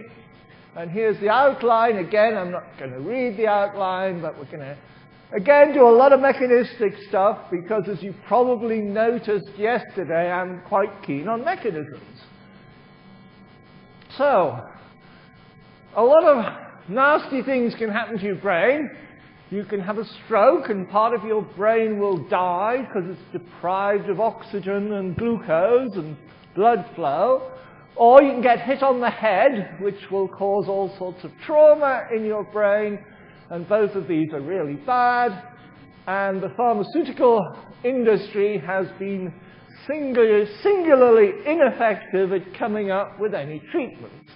So if you calculate the number of treatments that have failed and the amount of money that's been spent on trials with pharmaceuticals, it comes to some ridiculous number, 20 billion or 50 billion or something totally ridiculous. So about the only thing that's well proved is the clot-busting drug for an ischemic stroke, but you have to inject that within 3 hours of having a stroke, and that's well proven to save part of your brain from dying. There's some things about brain cooling or hyperbaric oxygen and that sort of work a bit because the acute effects in your brain are deprivation of oxygen, but by and large, pharmaceuticals just don't work. I told you a lot about basic mechanisms in terms of chromophores and signaling pathways yesterday. So I told you about the cytochrome C oxidase and mitochondria and the TRPV heat or light-gated ion channels, and they all work by signaling through various intermediate signaling molecules, and then they activate transcription factors. And the whole system works nicely, and as we've been talking about incessantly the last day and a half, does the light really get into the brain, and if it does, how deep does it go? But we won't dwell on that too much at the moment. So we first got into this field because of traumatic brain injury, and as you probably realize, the US military is really worried about TBI because modern warfare is all based on improvised explosive devices, at least in Iraq and Afghanistan and all these countries. And US military active service personnel get blown up a staggering number of times. I mean, I think that the average active serving soldier gets blown up 7 times. I mean, it's totally astonishing. Some people have been blown up 25 times. So these blasts they get really are bad for the brain. It's basically your head gets waggled backwards and forwards with the blast, and your brain bounces around inside your skull. So it's like a really nasty series of head injuries, not just getting hit on the head once. It's sort of worse than that. And then, of course, a lot of people have read about contact sports, especially American football, but obviously boxing. I mean, the entire raison d'etre of boxing is cause a traumatic brain injury to your opponent. That's what the whole thing is for. Keep punching them on the head until you do it. But many other sports, and of course car crashes, And then what people are really worried about is the late sequelae. Okay, you get hit on the head and you recover. It takes you months maybe you don't recover. But lots of nasty things happen to your brain later on. Chronic traumatic encephalopathy, Lou Gehrig's disease, Alzheimer's and Parkinson's, all of these late sequelae have been attributed to traumatic brain injuries. So when we originally started doing this, we thought, okay, we're going to do some neuroprotection. So I told you a little bit about this protective response yesterday. We thought we're going to damp down excitotoxicity. I explained quite a lot about that. We're going to upregulate anti-apoptotic proteins, protective proteins such as survivin, lots of other protective factors such as heat shock proteins, superoxide dismutase. All of this as a general sort of class is called neuroprotection, right? So we started off doing a closed head TBI model in mice. You basically open up the skin, but you don't open up the skull, and you drop a calibrated weight onto the exposed skull, and then you suture it, and then you test the mice to see how badly you've brain injured them. How do you test them? Well, it's not particularly sophisticated. They basically, can they balance and walk on a beam? Can they get out of a circle? Can they walk in a straight line? If you clap your hands, do they sort of notice it? So it's not terribly sophisticated testing. There's a maximum of 10. And if you actually have a mouse that scores 10, this is almost certainly a fatal TBI, so the mouse will die. You want a mouse that scores 7 or 8, this is a severe but not fatal TBI. So you test the mice after you've injured them, and if they score 7 to 8, you then move them into the study where they either get light or no light. So you perform this test, and 4 hours later, a single exposure to laser on top of the head, 4 hours after the injury, 36 joules per square centimeter, delivered at 150 milliwatts per square centimeter, which took 4 minutes with a spot of 1 centimeter diameter, which basically covers the mouse head. Not completely, but mostly, actually. And then you test them for 4 weeks. We ended up with this first study using 4 lasers. We didn't actually set out to do that. We wanted to use 810, but the 810 nanometer laser was being repaired. So we thought, okay, we'll use 660. And then the 810 laser came back, and this is roughly what we saw. This was the first one, the 660. That worked like a dream. We got magic improvements that lasted for 4 weeks. And then the 810 nanometer laser came back, and we did that, and that results are almost identical, right? So that sort of worried us a little bit. We've got 2 lasers, and they both work the same, and this is not real photobiology, so we thought, all right, let's see if we get a laser that doesn't work. So then we got a 730 nanometer laser, and that had no effect at all. So we found that was reassuring. We're really doing some photobiology. And then we got a 980 nanometer laser, and we tried that, and that didn't work either. Now, if you heard me talk yesterday about 980, you will realize that there's something interesting about 980. You need a lot less of it than you need other wavelengths. And Juanita has found exactly the same thing. It's remarkable how little 980 you need. And you see these error bars are actually quite big, which suggests that maybe 980 is doing something, but we got the dose completely wrong. So I'm pretty convinced now if we had turned the dose way down, the 980 would have worked. But, you know, it made sense to use the same doses for these 4 wavelengths. It would have been pretty stupid not to. Okay, so this closed-head TBI model is very tricky.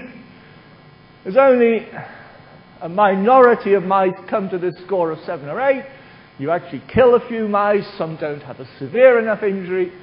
So the people that work in TBI have devised a better way of making a very predictable brain injury in mice, and you buy a special machine. Believe it or not, there are companies that make money selling machines to cause brain injuries in mice. It can't be that much of a market for them, but never mind. So basically, you remove a piece of the skull and you shoot a steel piston at the surface of the brain with controlled depth and pressure, and you get a reproducible injury. So we used the same laser, 810 nanometers, but because it had an ability to pulse it, you could pulse it at 10 hertz or 100 hertz or CW. Takahiro, the Japanese guy, decided he wanted to compare the different pulsing. And notice we have turned down both the energy and the power considerably. So this takes 12 minutes, the previous one was 4 minutes. And uses the control, a single exposure, 4 hours after the TBI. So both the 100 hertz and the CW, they work just fine, just like we got before. But the 10 hertz apparently worked significantly better, which was quite intriguing. And I think other people have found in applications that 10 hertz seems to be a pretty good pulse duration if you're going to look at pulsing. So the mice that are treated with the best one, the 10 hertz, they do much better in body weight, which is overall health. This is the forced swim test, which is accepted as a test of depression. And here's the 10 hertz, so they do much better on the forced swim test. The others also are improved. And depression is a big symptom in TBI in humans. The things that really bother humans with TBI are cognitive performance, sleep disturbance, and depression. This is the tail suspension test for depression and anxiety. Again, the 10 hertz has a very significant improvement. And there was even an improvement when you did this test 1 day after the photobiomodulation. So what about the size of the lesion in the brain? And this is where it gets really interesting, because you see the size of the lesion, and you see as you go 2 days, 15 days, 28 days, in every case, the size of this lesion is getting bigger. And we plot it here. Now, admittedly, in the best photobiomodulation one, the 10 hertz, it doesn't get bigger as quickly as the other one, especially the control. But how do you explain that the size of the lesion in the brain is getting bigger as their neurological performance is getting better? That's not intuitively what you expect, right? You think if the size of the lesion in your brain is getting bigger, your brain function is going to get less. It doesn't, it gets better.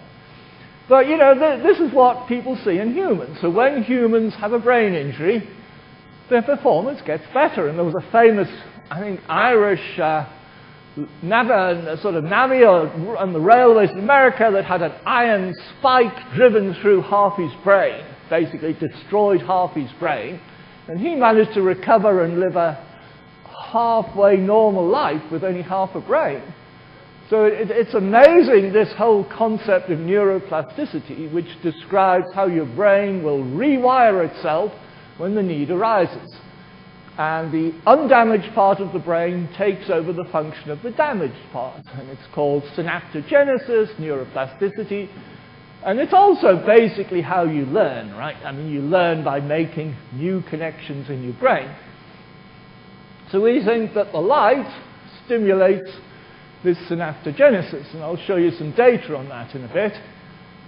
So, okay, then we thought it's unrealistic probably to expect a single exposure of light to be, you know, sufficient clinically. It seems, I mean, I know this is what all Phototherapy did with stroke. It was a single exposure to light within 24 hours of having a stroke, and that works, but in my opinion, you probably want to repeat it a few times. So we thought, well, compare once with 3 times once a day for 3 days, 14 times once a day for 2 weeks.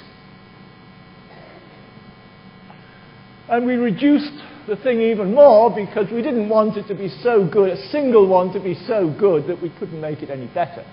So we kind of reduced it, and then a single one was okay, but it wasn't brilliant.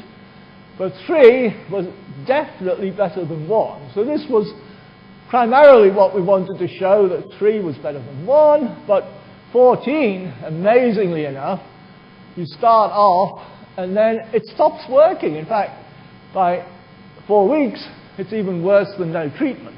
So you can do this too often, which is not surprising since the biphasic dose response is well known. So this is a fluorescent staining in the brain of sacrificed mice for neurodegeneration. You see this is control untreated, and the one with the 3 lasers, there's no neurodegeneration, but the one with the 14 lasers, it's sort of come back again. So you've done the light too much and sort of abrogated the beneficial effect. This is caspase staining for apoptosis, caspase 3, measured at 4 days after TBI, and this is the control, the 3 lasers. The amount of caspase 3 is significantly reduced, which is the anti-apoptosis, the neuroprotection that we started off thinking we'd be getting. Then we started reading about neuroprogenitor cells and how neurogenesis can occur in the brain in specific areas.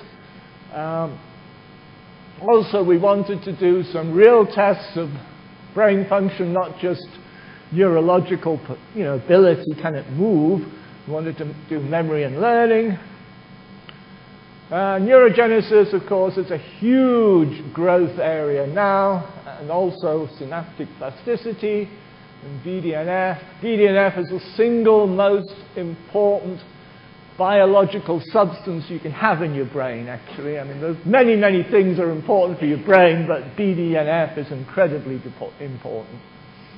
This is the Morris water maze. The mice basically swim around and have to find a hidden platform, so they get a little bit of training with a visible platform, and then the platform is hidden, they can't see it, so they have to remember where it was. There are visual cues around this tank, so the mouse is meant to look up, see these visual cues, and then plot its course to the hidden platform, and amazingly enough, they can do this quite well, but if they're brain injured, they don't do it very well.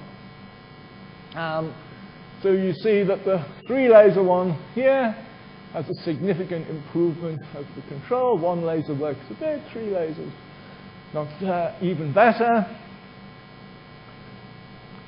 So now to track down these neuroprogenitor cells, the key cells of neurogenesis, you inject VRDU into the mice, and that labels proliferating cells, and if you also double stain with nu-N, it labels proliferating neurons, and because neurogenesis only happens in specific parts of the brain, you look at the lining of the dentate gyrus, part of the hippocampus, and you see these cells are kind of in this lining here, these green cells.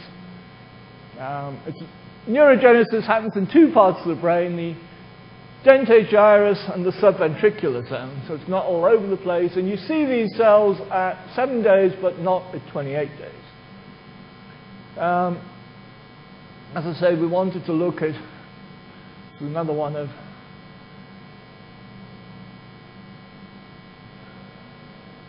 these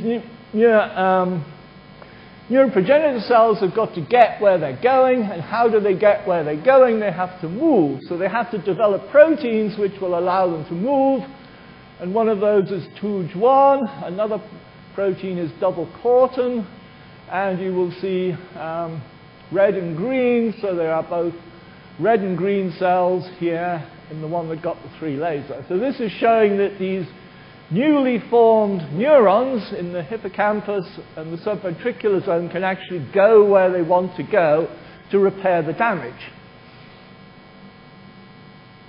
This is BDNF measured in the dentate gyrus, and there's quite a good increase with both 1 and 3 lasers in BDNF, again at 7 days, but not at 28 days. So again, the BDNF is a relatively early thing. Same thing in the subventricular zone. It's 7 days, but not 28. And this is synapsin 1. So synapsin 1 is a marker of this neuroplasticity, synaptogenesis. When you get newly formed connections formed in the brain, synapses, they have several proteins, and synapsin 1 is one that you can measure. And you see a nice, remember this is not in the hippocampus in the subventricular zone, which is where the neurogenesis occurs. The synaptogenesis, the new connections, is going to be happening in the undamaged part of the brain. So the cortex, next door to the lesion, not right in the lesion, but around that area, has a nice increase in synapsin 1 at 28 days, but not 7 days. So the synaptogenesis definitely takes longer to happen than the neurogenesis. BDNF is published to encourage both neurogenesis and synaptogenesis. And then we thought we'd revisit this business with 14 laser treatments being too much. This was kind of surprising, actually. So what we did is we followed these mice for 8 weeks rather than just 4 weeks. So this is the data at 4 weeks. Here's the 14 laser. You see they're worse than 3 lasers and worse than everything at 2 weeks. But when you follow them longer, the ones that get the 14 laser are better than no treatment.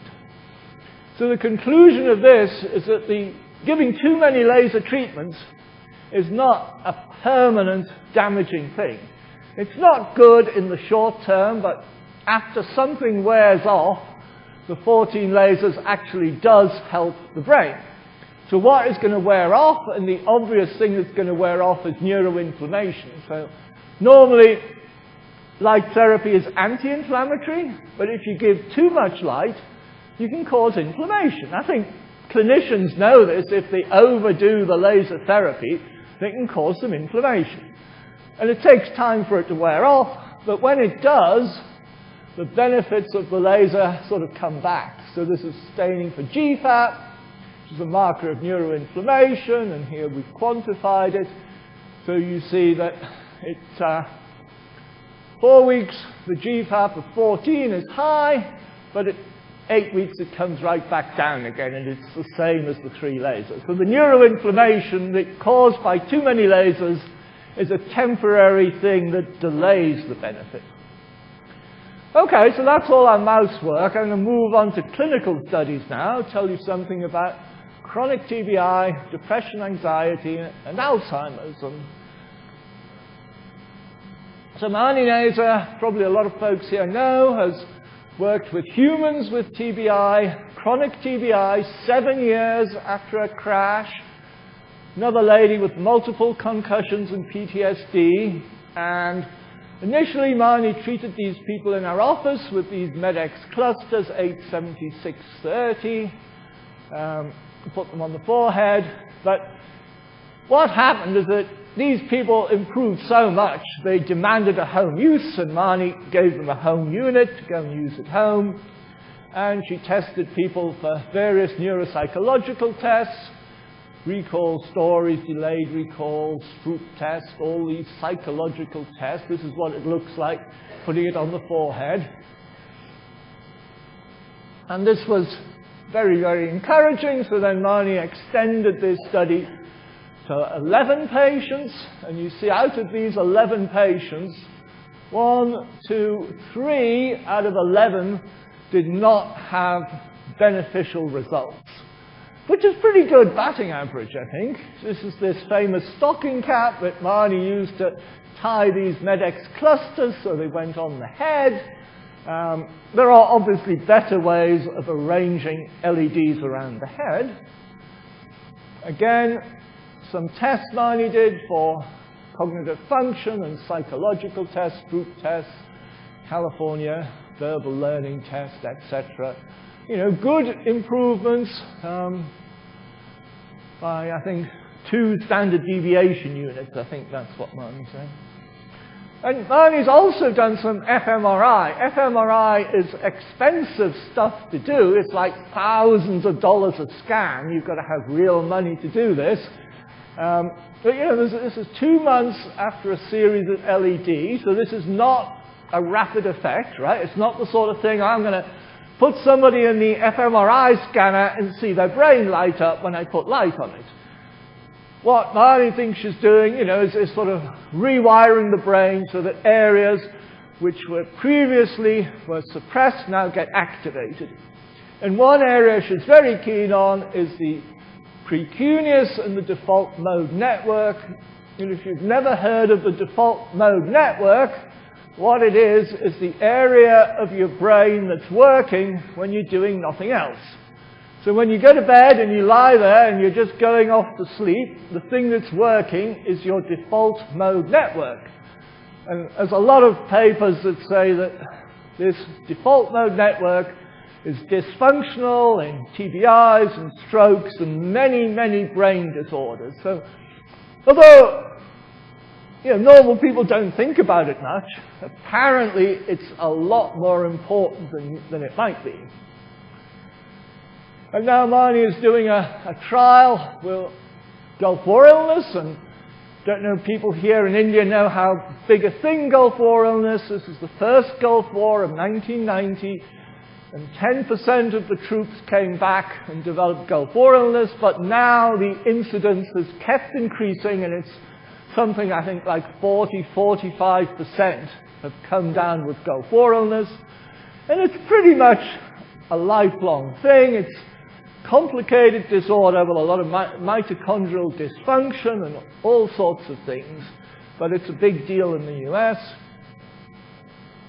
This is Fred Schiffer's study with a little LED array, 810 nanometers, I believe delivering 40 joules per square centimeter. Quite a high irradiance. It was 250 milliwatts per square centimeter because he didn't want to spend too long holding it on their heads.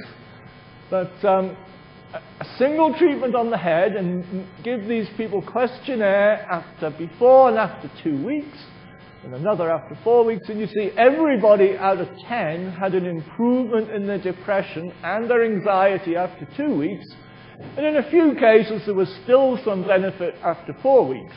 And remember, this is a single exposure of the forehead to light.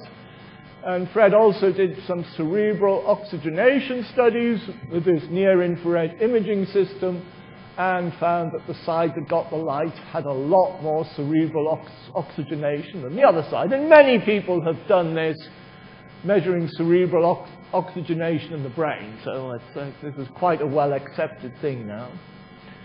This is Paolo Cassano's study for major depression.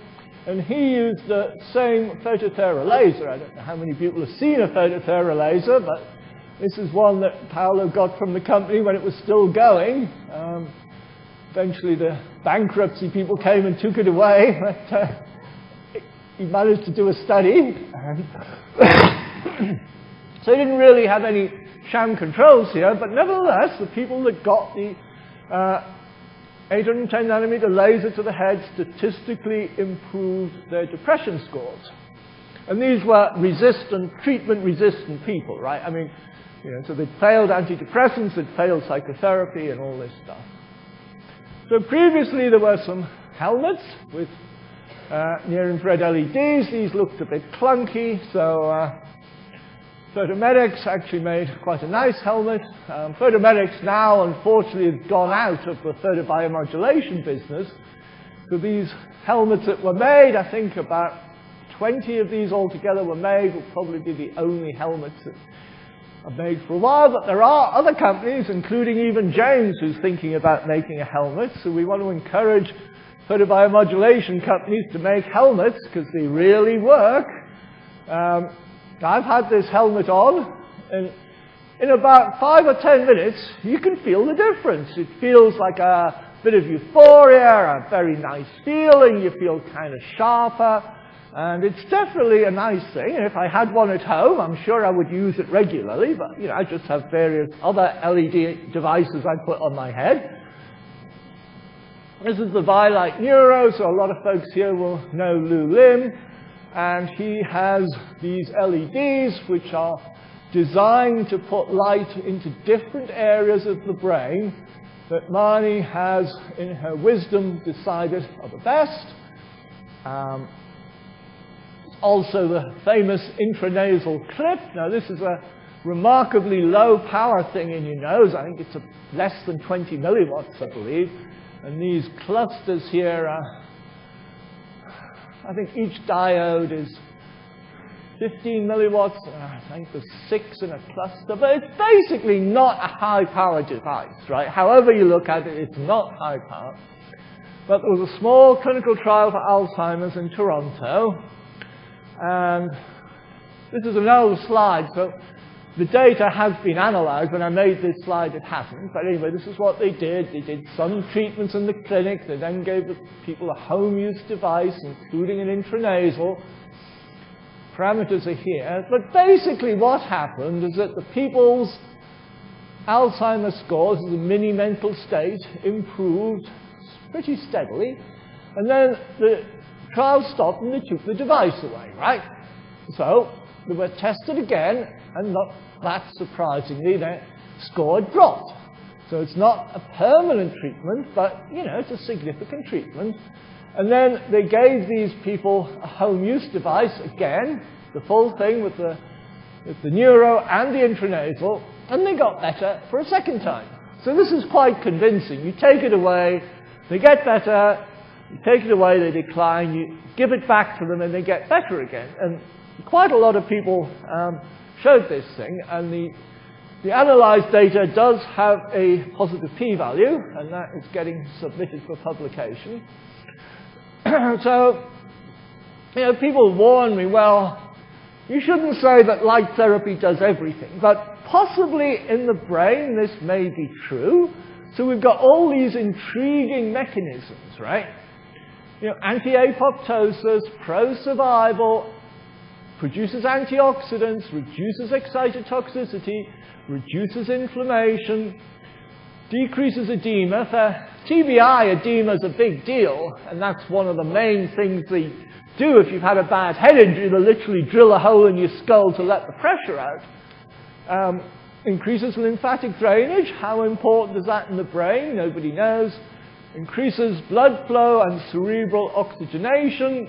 Increases angiogenesis. For long-term recovery from brain damage, you need angiogenesis. You need new blood vessels, either in the surviving brain or in the newly formed neurons that come from neurogenesis. So neuroprogenitor cells, neurotrophins, BDNF, and synaptogenesis, which is formation of new connections in existing brain cells to take over the function of the damaged brain. Now, if you ask me which of these are most important, right, it's a difficult question. I think it depends on what disease you have. So I think, you know, anti-inflammation is important for everything. Nearly every brain disorder has neuroinflammation. Anti-apoptosis is obviously good. If your brain cells are dying, you want to stop them dying. Edema is probably only important for TBI, I think, but increased cerebral blood flow, that has to be good for everything. And then neurogenesis and synaptogenesis has to be good for everything. So it's kind of difficult to select any of these. And maybe, in actual fact, they're all working together. So when you look at all these things, and you look at a whole bunch of brain disorders, right? You know, as I say, there's acute stroke, acute TBI, chronic stroke, chronic TBI. I was just saying to somebody, it's remarkable how few studies there are on chronic stroke, which really is an important thing that affects a lot of people. You have a stroke, you end up with brain damage, and then you undergo intensive rehabilitation, and photobiomodulation should really help this. Global ischemia, this is when you have a heart attack, and you get brain damage because they can't restart your heart in time. But they should be putting a near-infrared light on your head, even at the same time they're trying to restart your heart. A lot of neurodegenerative diseases, Psychiatric disorders, as I say, depression, anxiety have been tested, but schizophrenia, addiction, bipolar, autism spectrum, and then a bunch of mitochondrial things. And all these things I showed you in that big diagram are all interconnected. All these things apply to a whole bunch of diseases and end up with a whole bunch of brain pathology. So it really is a complicated business, what's going on in your brain.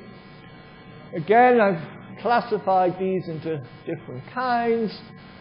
It really could be a remarkable sort of sea change in society if all these things could be tackled by transcranial photobiomodulation. But I doubt I will live to see it happen, but maybe the next generation can all play a part in this. So these are some of the collaborators. This is Fred Schiffer, the psychiatrist, Marnie Nazer, Mike Whalen works in TBI. This is Paolo Cassano, he's a psychiatrist. These are some of the folks in my lab that worked on it, and these are the funding agencies, and thank you all for listening again.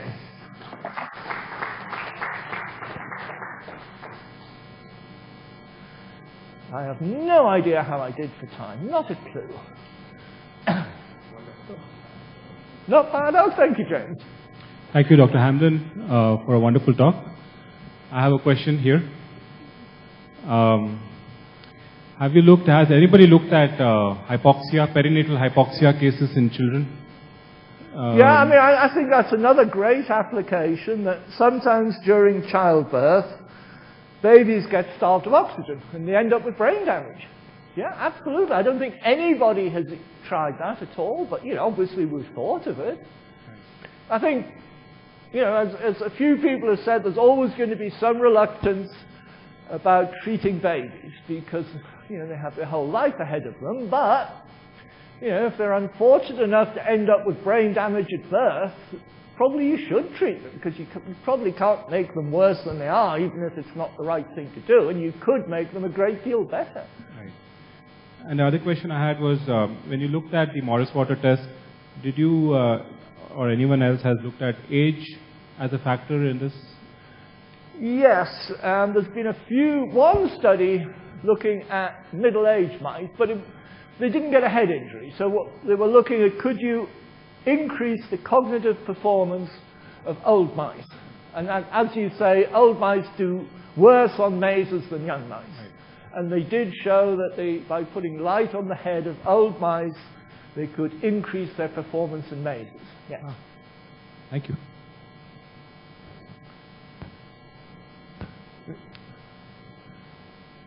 Yeah, something what I can contribute. We made a nice study in the University of Göttingen, Department of Neurophysiology, 2 years ago, and we have put 4 laser needles, 100 milliwatt with a high power density on the motor cortex, and then stimulated with magnetic stimulants, and measure the motor evoked potential of the hand like this. Right.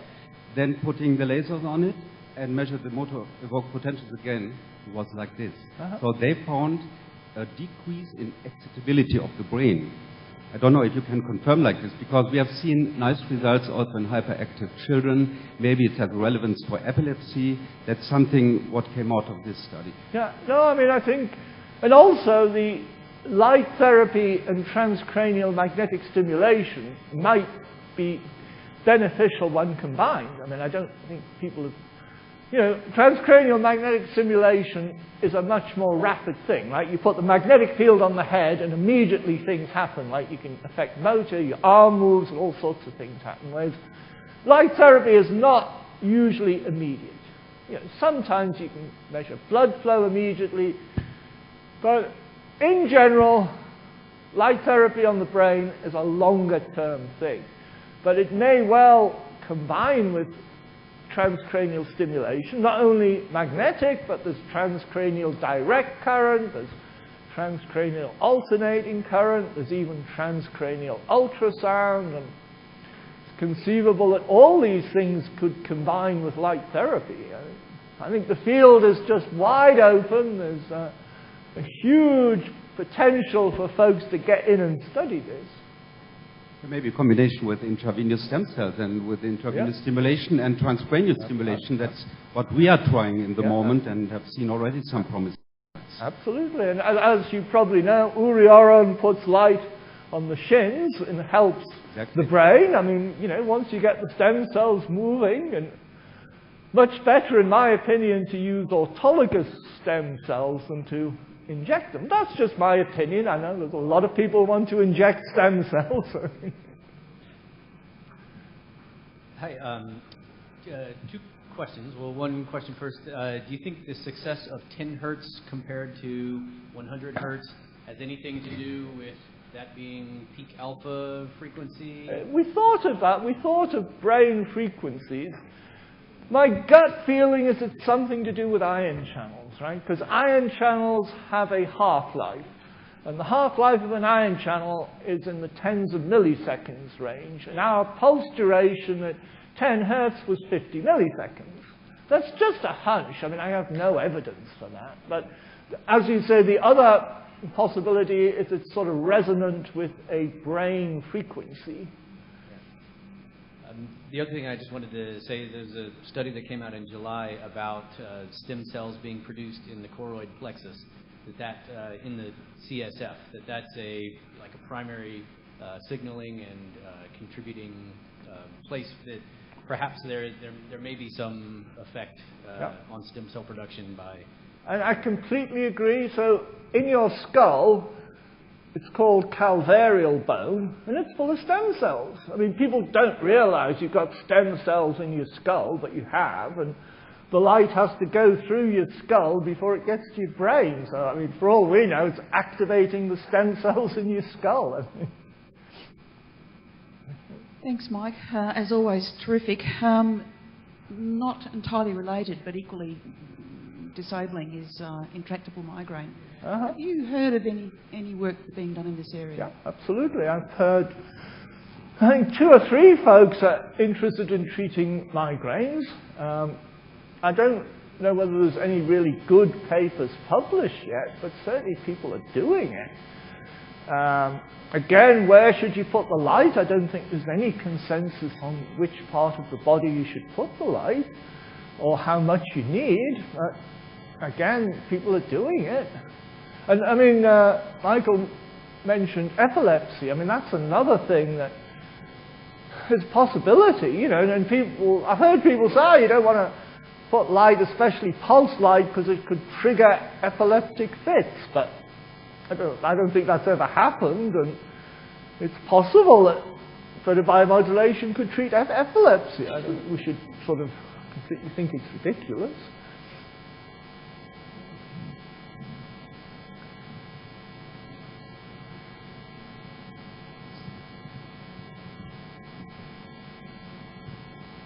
Wonderful talk by you, sir, Dr. Hamlin, and it gave us a lot of, some more work on cerebral palsy children, how we can really modulate with, along with the long-term rehabilitation programs, with the NDT programs. Along with that, trying low-level lasers also will definitely stimulate both neuroplasticity as well neuroregeneration. You're specifically talking about children? Cerebral palsy children. Yeah, I mean, I think autism is really a huge problem for children. And, parents that have autistic children will almost do anything because there's no good treatment anybody can offer them. And, I think that the main thing you have to overcome is that people worry about treating children in case they harm them. But as I said to the person that asked about neonatal hypoxia, birth trauma. These folks could be pretty badly brain damaged, and if you have severe autism, I mean, this is like a lifelong disability. So I don't think you should worry too much about trying light therapy. Okay. Thank you, sir. All right. Thank you, everybody. If I could just say one thing about that, a very imaging for children is near-infrared spectroscopy using exactly the same wavelength of light for imaging purposes, and they're, and that's deemed to be an incredibly safe imaging technique. They may inadvertently be doing some good. I mean, I looked into how much light energy gets into the head during near-infrared imaging, and it's remarkably low, actually. So, unless it was at 980, there's not much chance of it doing any therapy. No.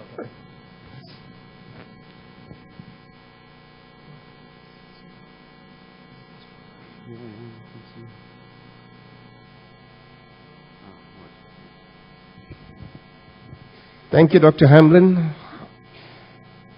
And I'd like to move on to the next speaker, Dr. Weber, would be introducing to us interstitial and intra-articular laser therapy, a little bit more on regenerative medicine and aesthetic medicine.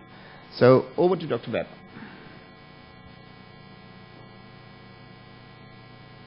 Working? Is one working? Yeah. Thank you very much for your introduction. And yeah, we had so wonderful lectures this morning. And oh, the presentation is not yet coming? Yeah, okay. Yeah, I want to tell you a little bit about new developments in regenerative medicine. I gave already a small overview yesterday. Today a little bit more about PRP stem cells and also about cosmetic laser medicine. So if we work with lasers, I always tell my doctors nobody will become rich working with laser for local treatment for pain or for acupuncture. Maybe we can charge you $50 or something for this. And if you buy an expensive laser device, something also is good to make a little bit money for this. Also, of course, to do something good for the patients. But I will show you some new methods what we developed in the last time, especially in aesthetic medicine. Of course, also with stem cells, what is also attractive for patients and also for people. But let's speak about first a little bit about interstitial and intra-articular laser therapy. That's our new building in Germany, supported from the German government and the European Union, what we have set up about 3 years ago. And our work is spreading so much in the moment, so that we are planning for another big building with 1,000 square meters in the next 1 or 2 years. Okay, no, it's working. Yeah, you see, this is Weber Medical. We have a clinic here downstairs. This is our clinical area. We have development of devices and there's another building behind this already. We are in Germany. We have different centers there, also in the University City of Göttingen. This is the sign of supporting of the European Union and the German government. And also we are already present in Dubai, especially in Bangkok. Yeah, I showed you yesterday, and we heard already a lot about all these new therapies. Of course, external laser irradiation can help. I showed you yesterday studies. There are a lot of different devices on the market, which works very well. Putting lasers maybe like here on osteonecrosis of the knee, which could be shown could complete healing of the bone. But anyway, the problem still remains, how can we bring all laser colors to the place where we want to have it in a sufficient concentration? And we had an amazing lecture from Jonita Anders this morning, trying to check how is the laser going through the skin, how is the attenuation of the laser.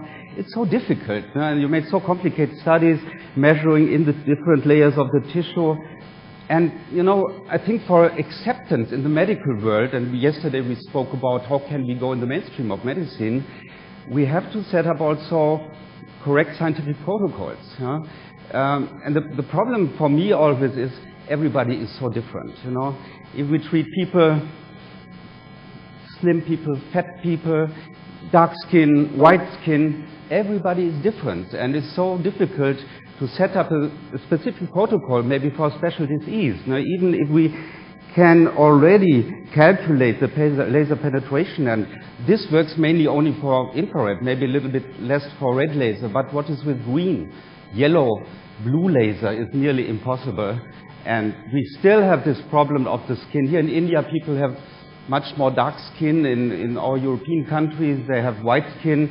How can we penetrate? And maybe there is a point what we want to treat in the depth of the tissue. Maybe here's a disc prolapse or something, or damaged nerve or something. How can we calculate how much energy we will apply there, how many photons? Maybe we will not get anything there. That's a problem also for the scientific acceptance. And we have seen already some diagrams today. We know that blue and green laser is bound already in the capillaries below the skin to the blood, to the hemoglobin, so the penetration is so low. Yellow is a little bit in between, red is better, and then we have, of course, this therapeutic window here in the range of 810 nanometers, what we mainly use for external therapy. And later, of course, we get the problem of water absorption with higher wavelengths. And this is, remember this diagram I showed you already. Infrared in this range is the best one. But we have so good experience with blue laser because blue has such a wonderful anti-inflammatory effect. Blue laser delivers nitric oxide, which opens up the circulation. And nitric oxide is so in discussion today. We will hear, I think, something more from Dr. Al-Azhar today about this. And maybe we have a disc prolapse here, facet syndrome something.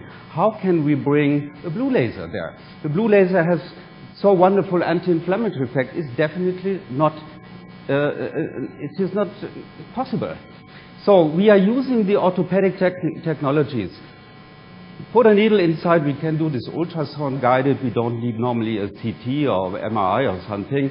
And maybe it's not even necessary to go right to the nerve or in the epidural space. So we put our needle here, and then we have a special technology. First of all, we make a local anesthesia. Then we have the interstitial needles in different lengths, up to 12 centimeters. And then we inject maybe 10 or 20 cc of saline solution. Then we have like a water bubble in this area, and then a much better spreading of the light. And our best success really is the use of blue laser for anti-inflammatory effects, for what we can bring through this interstitial needle and comes out. And also the yellow laser has wonderful anti-inflammatory effects, and we can bring it out directly on top of this needle. Also, we can use, of course, green or red laser as well. And this is a typical treatment with yellow laser, especially in a patient with a disc prolapse. And mostly we use red and blue combination in acute cases first, and if cases are very chronic, like also this patient who is already operation, we use at the end all spectral colors, because of course all spectral colors has an effect on the mitochondrial level and will stimulate ATP production and maybe cell regeneration. Of course, we also use an external laser needles in combination with interstitial or intra-articular or interspinal needles. Same for these huge problems. We have million people with damaged knees, bone on bone. Also there we use these needles and plastic needles, but also metal needles, and irradiate the knee from inside. Shoulder is a huge problem, even with laser therapy in chronic shoulder syndromes. Laser needle acupuncture, our success rate is not such big, especially in this very chronic cases here with worn-out shoulders, loss of joint space,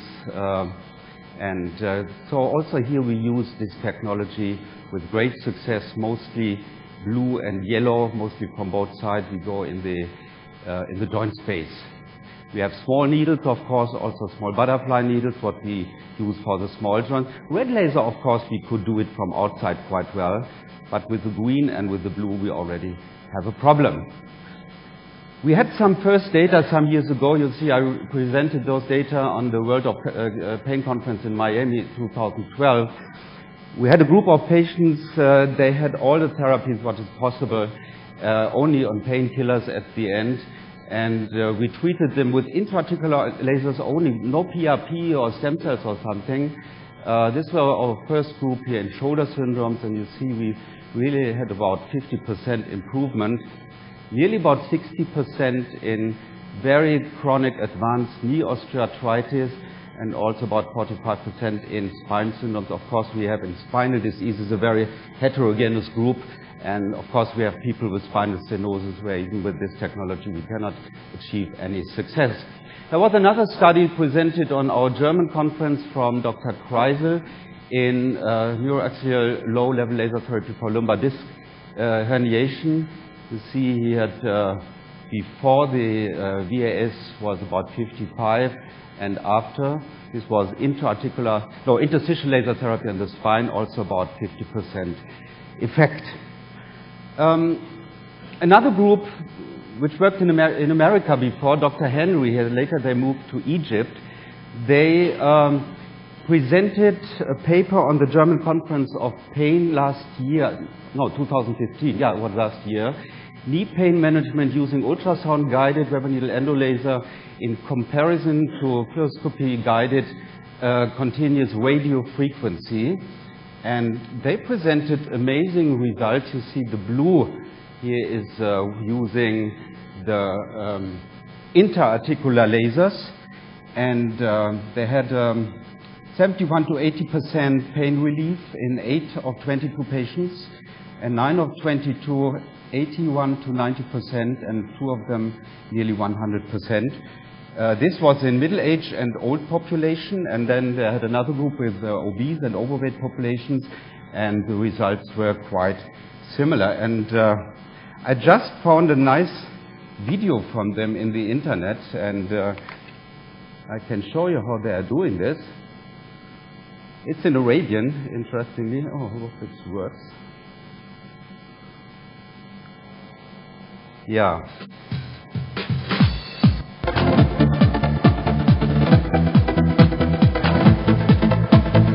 Oh, it makes it a little bit quicker.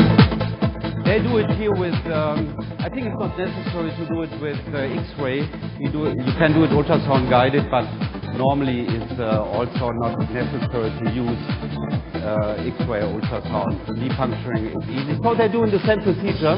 First of all, the local anesthesia.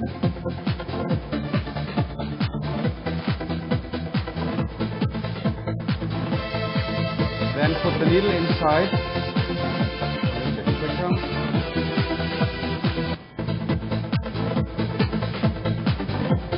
And interestingly, they're doing it from both sides, from the medial and radial side, and lateral side.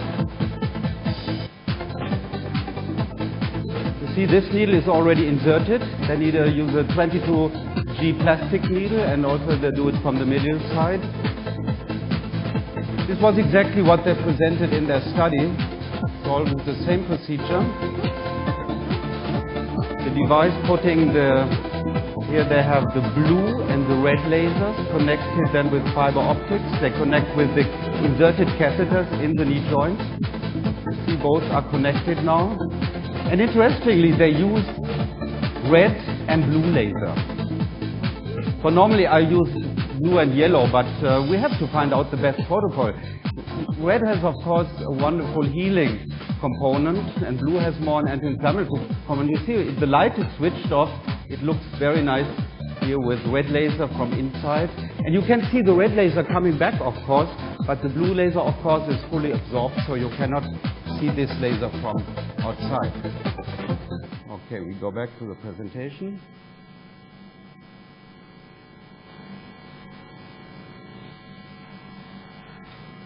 Yeah, so the big advantage using this technology, we can calculate exactly the energy what we are applying, maybe to the cartilage, to a nerve. I think this is really important for scientific research and also scientific acceptance. The laser beam can be applied in the depth of the tissue, very close to the spot of injury. We can put one or more interstitial needles, of course, with superficial therapy. Pain relief is really quicker.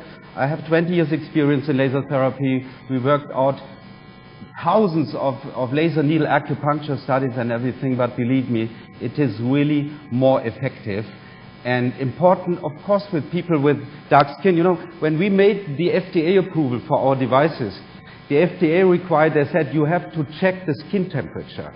The skin temperature has to go up a little bit, otherwise it doesn't work. But you have to make it on white people and on black people. In America, we have a lot of them. So we tried to make it. It was, I needed 3 days in Germany to get a black man.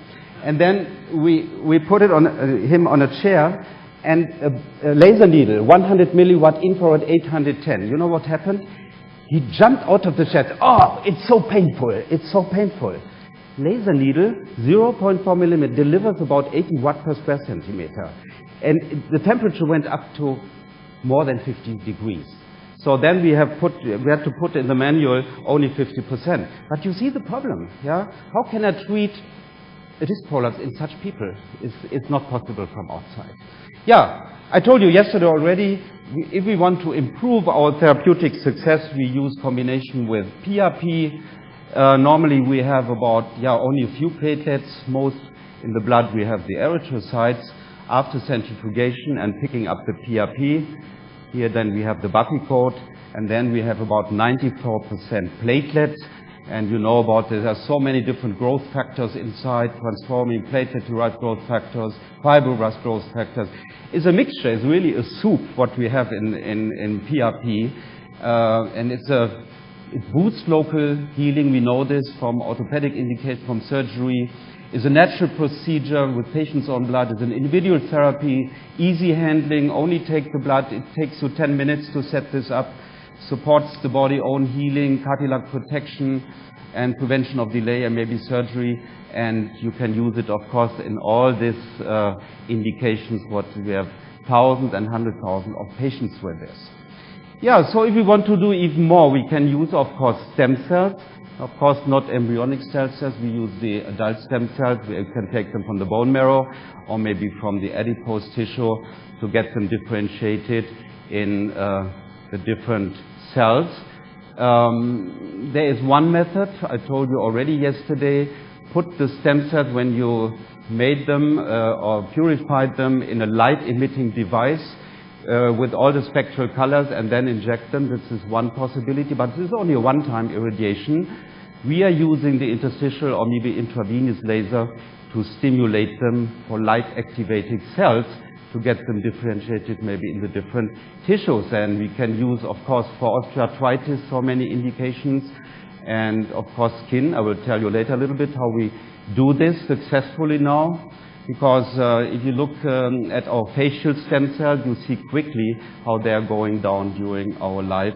And if you compare the younger and the older skin, you see exactly the difference.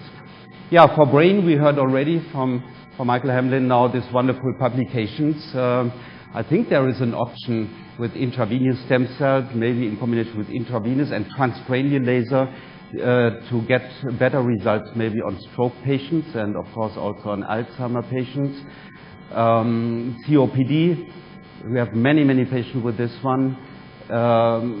Diabetes, we spoke already yesterday about this. We have already people now, they inject PRP or stem cells directly with a small needle into corpus cavernosus with extreme good success on erectile dysfunction. And heart failure, of course.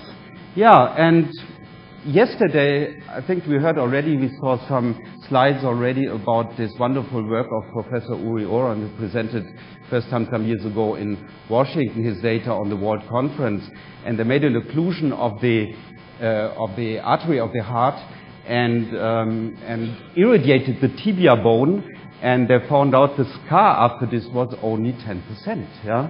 And they made another experiment, what was published recently. They made an occlusion of the kidney artery and then sacrificed the animals, and the kidney were destroyed. And in another group, they gave again the tibia treatment, and the kidney was mostly regenerated. That's the question. How can this work? Yeah? How can this work? We stimulate the stem cells, they go out maybe in the veins. Then they have to pass, of course, the right heart and the lung. Many stuck in the lung, of course. Now, stem cells have a diameter about 20 to 40 micrometers. That's very important to know, but obviously 5 or 10, maybe 15, 20% are going through and lead to rapidly healing. That's the same thing what we are thinking today, how intravenous laser works. Also, we have a release of our stem cells, and we treat our own stem cells with intravenous laser, and then we get an improvement of heart function, of ejection fraction in cardiomyopathy or other chronic diseases.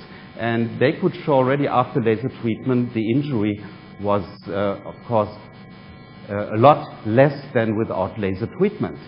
Yeah, how can we prepare the stem cells?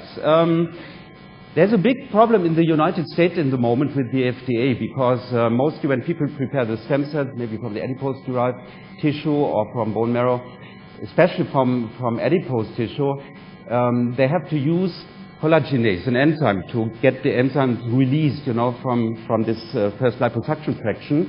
And this is already regarded as a manipulation of the cells. Yeah, and there the FDA has a big concern with this. It's the same thing in Germany. If you start manipulating on the cells, then you might get into a problem. And I want to show you a new method what we are using today. First of all, if we look at the amount of stem cells, in the heart is only 1 of 40,000, in the bone marrow 1 of 100,000, and adipose tissue 1 of 100.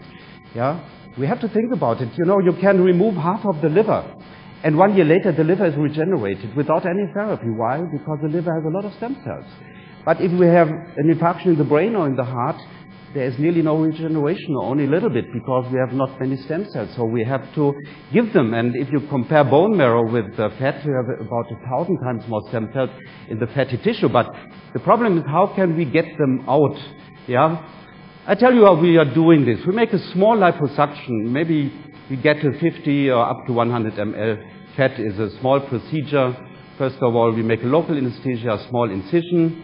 This is the harvest, an infiltration cannula, and then we infiltrate a mixture of lidocaine normally with some epinephrine to prevent bleeding, some sodium hydrocarbonate, and some sodium saline solution. Now you see this area is becoming white because of the epinephrine. It prevents any bleeding or maybe fat embolization. And we have some small pieces what we put in a syringe to make a slight vacuum. We don't use machines, because machines have a lot of vacuum and then destroy the stem cells. And that's at the end what we have. Here's some fluid, and on top you see the fatty tissue. That's what we get from our liposuction. And now we can do different things with this. We can try to get the stem cells out for intravenous or maybe intra-articular therapy.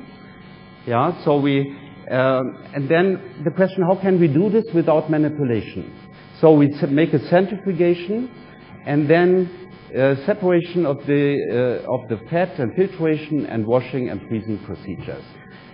So how do we do it? We have a laminar flow here. We work below this, small one also. And this is an indirect sonication machine. So this is a sonication here. This is a water bath, and we put the tube with the fat inside and make a not powerful, indirect sonication, which leads to a release of the stem cells, and then we can centrifuge them, and then we get a pellet where we have the stem cells. Then we wash them several times in a special buffer, and then we can count them, of course, with checking the viability, and then we can use them for intra-articular injection, interstitial injection, or maybe intravenous infusion, and always followed by laser irradiation, interstitially, locally, intra-articularly, or maybe intravenously for hip joint, knee joint, or something else. And to target them better to the place where we want to get them, if we give them intravenously, for example, we use shock waves. This is a nice method to target stem cells to go maybe to the heart or kidney, wherever we want to have them. Yeah, this is something amazing. This was published in last year in South Korea. I don't know if you have seen this. Researchers in Korea have determined the possibility that adult mesenchymal stem cells may extend healthy life and lifespan by intravenous injections. So Professor Phil Kim from the National University, he published this in Stem Cell Translation Medicine.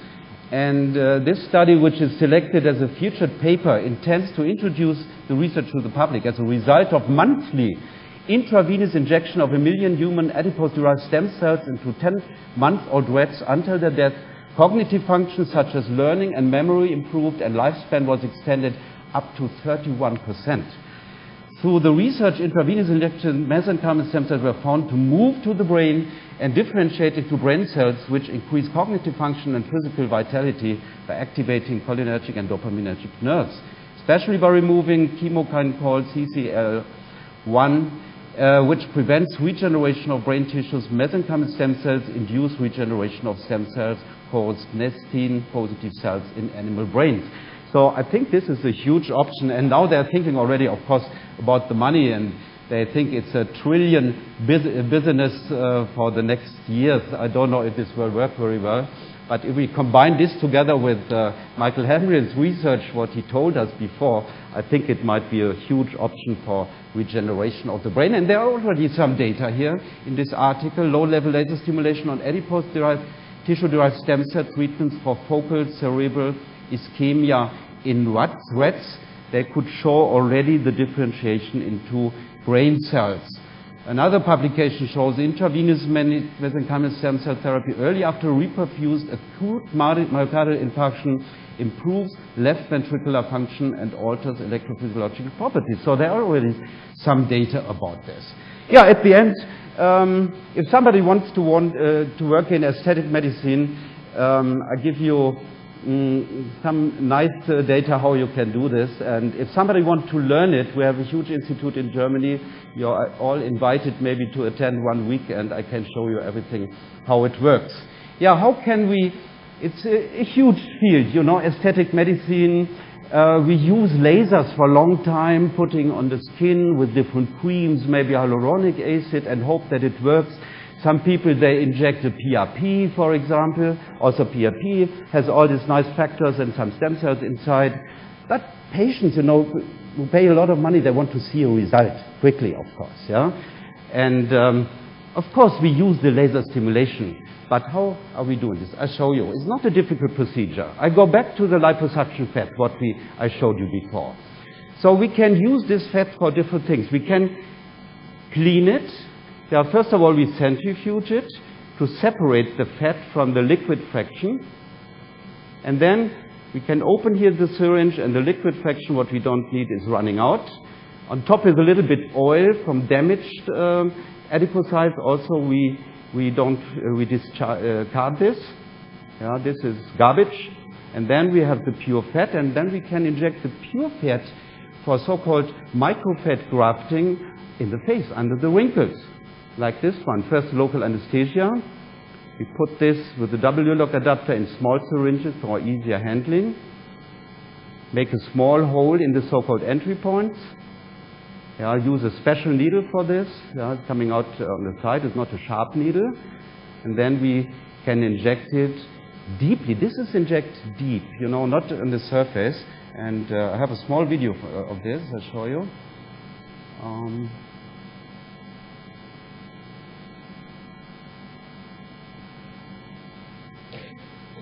So you can inject this directly below the, for example, the nasolabial fold, about 2 cc of the pure fat, which contains, of course, the stem cells. Yeah?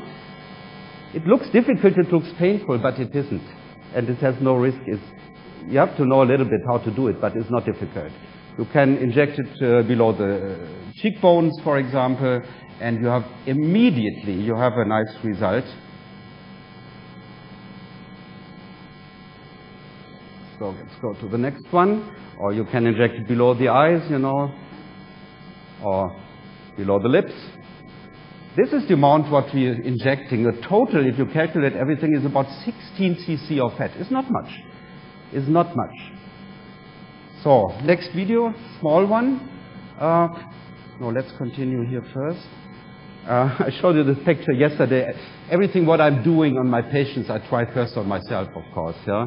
And I did it in front of a mirror, and you see immediate results. The patient sees this result the next day, and then you can treat him maybe 10 times with your laser. At the end, we give them a laser watch. They can continue at home. You see this lady, long smoking lady with very deep wrinkles.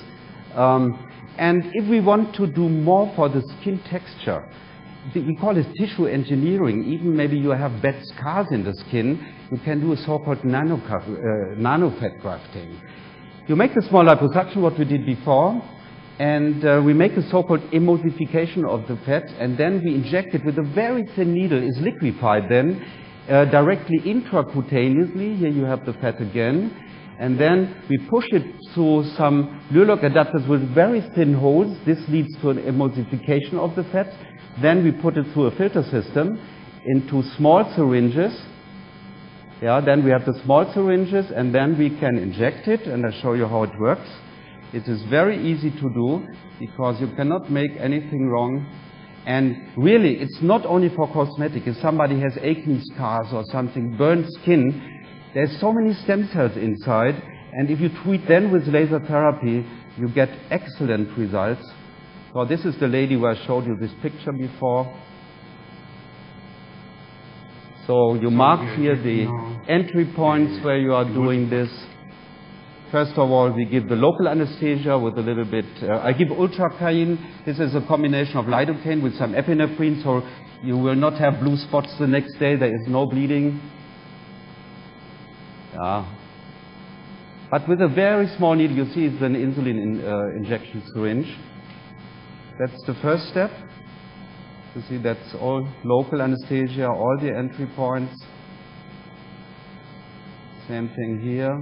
Yeah, and now we have the nanofet. This is the nanofet, and this is so liquid that you can inject it intracutaneously through a 27G needle, and immediately you get the small wrinkles up, and then after this you can treat maybe 10 or 20 times with laser therapy. Of course, you can even combine with PRP, with all these growth factors inside. You can mix with PRP, of course, and you will get amazing success, and the success is even coming after years. So this is really a true tissue engineering, not only for cosmetics, also for really damaged skin all over the body. And I like this procedure because the success rate is such quick. You see, we are a little bit more the invasive doctors in our clinic. Not everybody would like to put needles in patients, and I understand lasers also work from outside, but I think there are so many options using laser therapy, and of course we can make people happy, and this is something what you can also earn some good money, and you can maybe invest it in other things. Yeah, I would like to stop at this point. I will tell you a little bit more tomorrow about intravenous laser and about cancer therapy, photodynamic therapy. Thank you very much for your attention.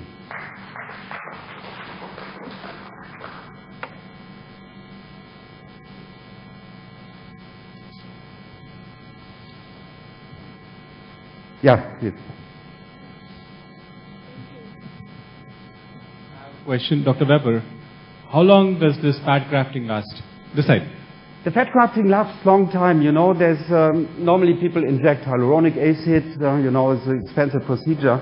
It takes some months. I did it in the last years many times, but it's not long lasting. There we have the hyaluronidases, you know, they break down the hyaluronic acid quickly. But if you make a really good microfat grafting and some nanofat, you can make it from the same fat. Long time. Year, 2 years, or even longer. Yeah, that's the difference. It's a really fat transplantation. Yeah, I always tell you take the fat from places where you don't like it and you put it there where you need it. Yeah, and people look a lot younger, 10 years younger after one treatment. It's really amazing, and it doesn't have any complications if you make it in the right way, and no pain and something. I like this procedure. So, Dr. Weber, thanks for the presentation. So when you choose wavelengths, sometimes you say like full spectrum read, and you tend to like blue and yellow for their anti-inflammatory properties. And a lot of times I see that you use red.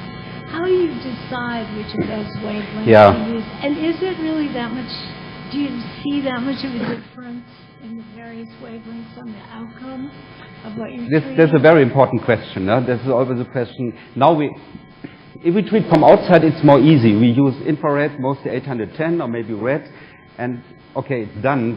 Anyway, we cannot use blue or something. No? And that's something what we have to explore. But now we have really some 1,000 doctors working on this field already, and we have a huge group and a big network, and of course I have the big advantage I can collect the data.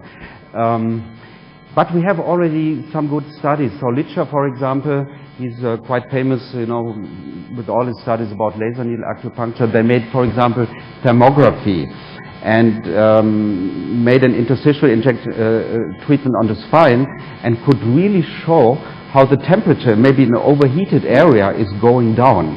I always compare a little bit the colors with Chinese medicine. You know, the red is the heart is pushing, And really, if somebody has a red knee and inflamed, maybe it's on water, I would never give a red laser inside. We have always seen this push the inflammation. But the blue really is cooling down like you see. You know, the green in China is more connected, of course, to the plants and oxygen. We know from intravenous laser we get better oxygenation. And then always the question, was the yellow doing? In Chinese medicine, it's connected to spleen and stomach, to the middle of the body. And the Chinese say, well, the meridians are blocked in the middle, we are feeling bad. So we have seen excellent effects, for example, on depression. So our theory is, I think, or my experience, and we do a lot of treatments every day, the blue is the best one if somebody has something acute, maybe acute on the spine, acute shoulder, inflammatory. If something is very chronic, then red, infrared is very good. Yeah, yellow and green is a little bit something in between, but this is something what has to be done in research, maybe in the next years already. Yeah, maybe you can contribute a little bit still. Maybe. You have done so amazing work what you are doing with all this treatments and looking the amount of photons and everything what's going in the tissue. But I think it's a huge option now because we can bring all these lasers directly on the spot where we need it. No? And we need more, of course, more. And especially you're working especially on neurons. I've heard your lectures in America several times, showing how the axons are spreading and everything. I think in damaged spine cord, we have huge option now. No? We can maybe inject stem cells and PRP and bring all the spectral colors inside. Maybe intravenous stem cells. I think that's a huge field in the next years. Yeah, thank you. I agree. One of the things that intrigues me about your blue light work, and you can't just get it, like you say, through the skin effectively, but there was a paper out last fall from Johns Hopkins University, and they found that there are specific type of opsin receptor on blood vessels that respond most effectively to blue light. Yeah. And cause vasodilation. I know. There are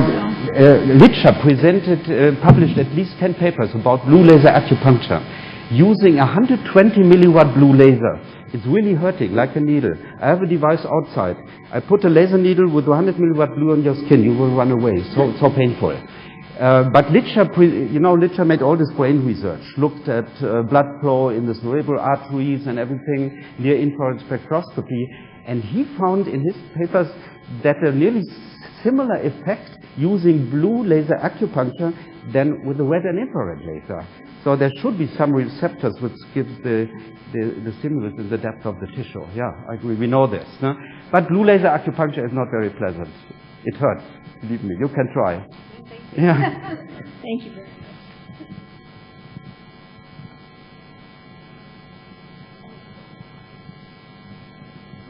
Just have a couple of questions about your microfat grafting, which seems a fascinating thing. And you mentioned that people can mix the fat with the PRP before you inject it, which would strike me as the obvious thing to do because you've got to have all the growth factors in there.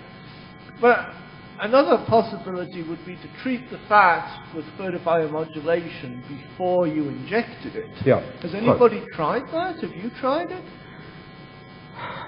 People do it with stem cells. You know, there's the Edistem device, you know this, no? Yeah. No, but I think it's a good idea. Because we have all this equipment. But you have all the stuff there? Yeah, we have everything. My idea was always to inject it and do it then with maybe interstitial and external procedure, but it makes, of course, sense. Yeah. Yeah, we should do it.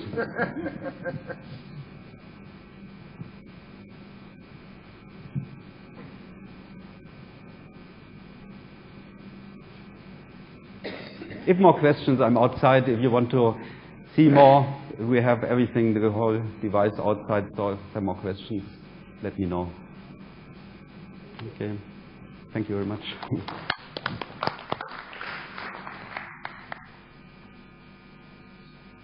Thank you, Weber. I think I should rename you as Intra-Articular Laser Weber. Nice one. Okay, just before we break for lunch, I will have one last session where we would have Peter Dorscher, a specialist in physical medicine and rehabilitation.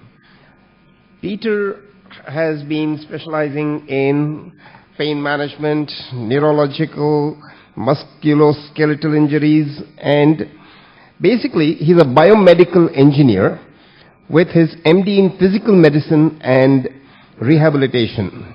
He's trained as a medical acupuncturist and has been practicing for over 20 years.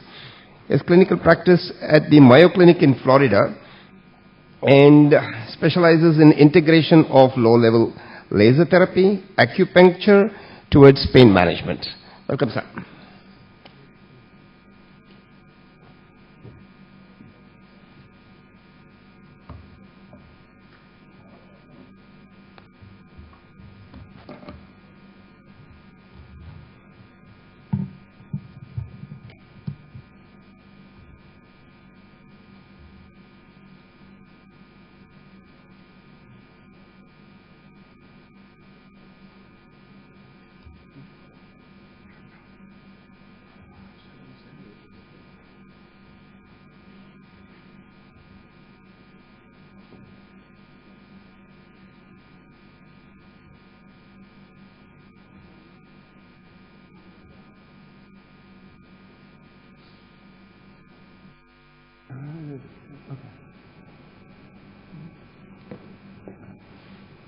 Good afternoon now. It's a pleasure to come here. It's my first time to India, and I thank Dr. Murthy for inviting me to come here. And I want to talk about my interest in pain management. I specialize in treatment of chronic pain, usually the very worst of the worst patients that have failed physical therapy, injection therapy, surgery, and I'm the lucky one who gets to treat those. It's really an honor to learn from all my esteemed colleagues here, and I hope I can maybe add a little bit to the discussion here. I think I might qualify for coming from the farthest away, about 15,000 kilometers.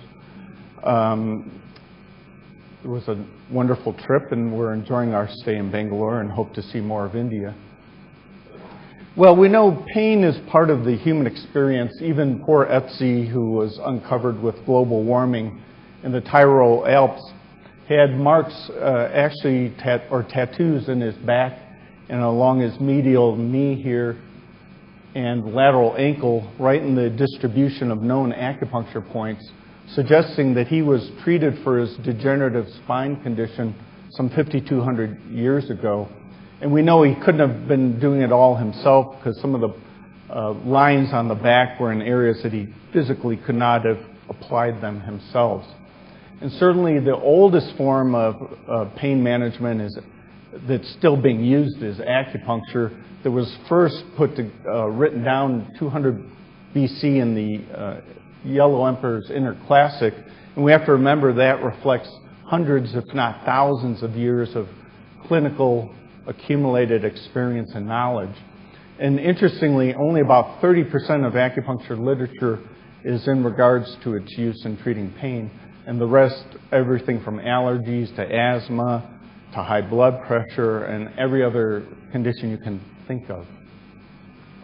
And certainly modern pain management, as we know, has given us advances both in technology and pharmacology with local anesthetics and corticosteroids. But as many of us know, and as we've learned here over the weekend, certainly for chronic conditions, both spinal and non-spinal, the outcomes for use of corticosteroid injections, epidurals, facet injections, the outcomes for those are really no better than what we see in the literature coming out for laser therapy for neck pain, back pain, joint pain, and other pain conditions. So I believe laser definitely is the future of pain management, whether we use a broad LED array or whether we use focused laser needle acupuncture, which is where I got interested in the lasers, meeting Michael Weber back in 2006 in Washington, D.C., and I believe I got the first Weber laser needle system in the U.S. at that time, and I've been working with it since that time. And I would like to argue that perhaps the best way of treating chronic musculoskeletal pains is actually combining ancient wisdom and knowledge along with modern technology and our modern neuroanatomic knowledge. So we have seen Dr. Chow has nice studies out demonstrating that laser works for neck pain. And interestingly, the short-term outcomes are clinically significant, but the longer-term outcomes and follow-up, the pain benefits are actually stronger with time, even after the intervention ends. And similarly, there's been other nice reviews that we've heard about for low back pain. There's ones for joint pains, for fibromyalgia, demonstrating low-level laser helps these pain conditions in a clinically significant manner. But what about laser acupuncture? Does that work? Well, there's actually from Baxter in 2008, looked at a systematic review of 18 randomized controlled trials for myofascial pain, postoperative nausea and vomiting, and chronic tension headache, and determined that indeed laser acupuncture worked as well as metal needle acupuncture for stimulating these so-called acupuncture points. And more interestingly, just a year ago, Laws in the Journal of Acupuncture Meridian Studies reviewed 49 randomized controlled trials that were of proper methodologic quality and described the laser parameters well. And in 63% of those studies, there was a positive outcome. That is, low-level laser was better than placebo in producing pain relief in a statistically significant manner and clinically significant manner. And oftentimes, the studies that did not find benefit it was felt related to inadequate laser dosage, which we'll talk about later. And again, interestingly, and probably the most important finding, I think, of this study was that the benefits in terms of pain relief with the low-level laser acupuncture increases with time even after the intervention ends. And this is not to bore you with all the data here, but this is from Law's paper looking at for myofascial pain syndrome, lateral epicondylitis, and temporomandibular joint pain. Basically, all the results to the left of the midline favor low-level laser acupuncture over placebo. And we can see here that in aggregate, as I'll summarize here, for all these conditions, the standard mean difference, the improvement of 0.49 translates roughly into a visual analog pain scale improvement of 1 to 2 points, or about a 1/3 drop in overall pain score, favoring low-level laser acupuncture over placebo. But more importantly, at follow-up 6 to 26 weeks later, there wasn't follow-up for temporomandibular joint pain, but for myofascial pain syndrome and lateral epicondylitis, the effects were even larger. So that when we looked at the final results for myofascial pain and lateral epicondylitis, the standard mean difference was almost twice as high, meaning that there was a greater than 2-point visual analog scale improvement of pain, an even greater clinically significant change, or at least 50% pain reduction, which is pretty much in line with the numbers that Dr. Weber just presented from his informal studies of his patient aggregates. So the effect builds after time. And again, Laws felt that with the positive studies, they had at least 10 milliwatt laser power and an energy dose of at least 5.5 joules per point. So 50 seconds at 10 milliwatts or 5 seconds at 100 milliwatt dosage. And that negative studies where low-level laser wasn't successful was often related to inadequate laser dosage. So why does low-level laser acupuncture work? Or why does low-level laser give pain relief? There's a variety of possible mechanisms: inhibition of A delta and C fibers, increased endorphin production, which obviously is a central phenomenon, anti-inflammatory effects on prostaglandin E2 and COX-2 inhibition, and increased nitric oxide levels. And what I hope to show you shortly here, which is an area of my interest, is that acupuncture, as it turns out, is neural stimulation. And because of this, I think this is why low-level laser can help. And interestingly, Japanese acupuncture is very superficial under the skin. So this may explain why even blue laser or yellow laser that stimulate only the skin can still give low-level acupuncture type benefits. So just looking around the orbit here, these are different acupuncture points shown color-coded according to the meridians. The channel or and meridian is not important, but just note that each of these points is on a different cranial nerve branch. Similarly, if we follow the femoral nerve to the saphenous nerve here, the spleen meridian shown in blue tracks right along the femoral and saphenous nerve, including all its twists and turns all the way to the instep of the foot. And the light blue points are the actual spleen acupuncture points that we can see are directly opposed on femoral nerve and saphenous nerve branches. And the odds I calculated that all these twists and turns could be followed by the spleen meridian matching the anatomy of the femoral nerve is about 1 in 34 million. So again, just reinforcing that acupuncture is a type of neural stimulation. And the actual acupuncture point character means a hole or cave in a position or location. There are actually palpable depressions in the body's surface between muscles, tendons, ligaments, and bone. They're precisely measured from anatomic landmarks on the body, such as an elbow crease, a distance from that, or a distance from the point of the trochanter. And when we get biopsies of those, what we see are tiny neurovascular bundles, 1 to 2 millimeter diameter, and they contain, both in animals and humans, small A-delta myelinated and free C-fiber unmyelinated fibers in these little bundles that we actually stimulate with the needle. And again, this showing the arterioles, A-delta fibers, free nerve fibers, as it penetrates through these fascial layers.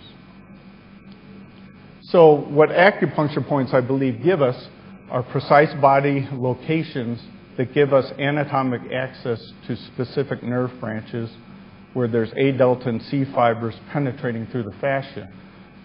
What the ancients gave us are what stimulation of those points do, both in terms of pain relief and non-pain indications, whether it be relief of nausea and vomiting, lowering of blood pressure, enhancing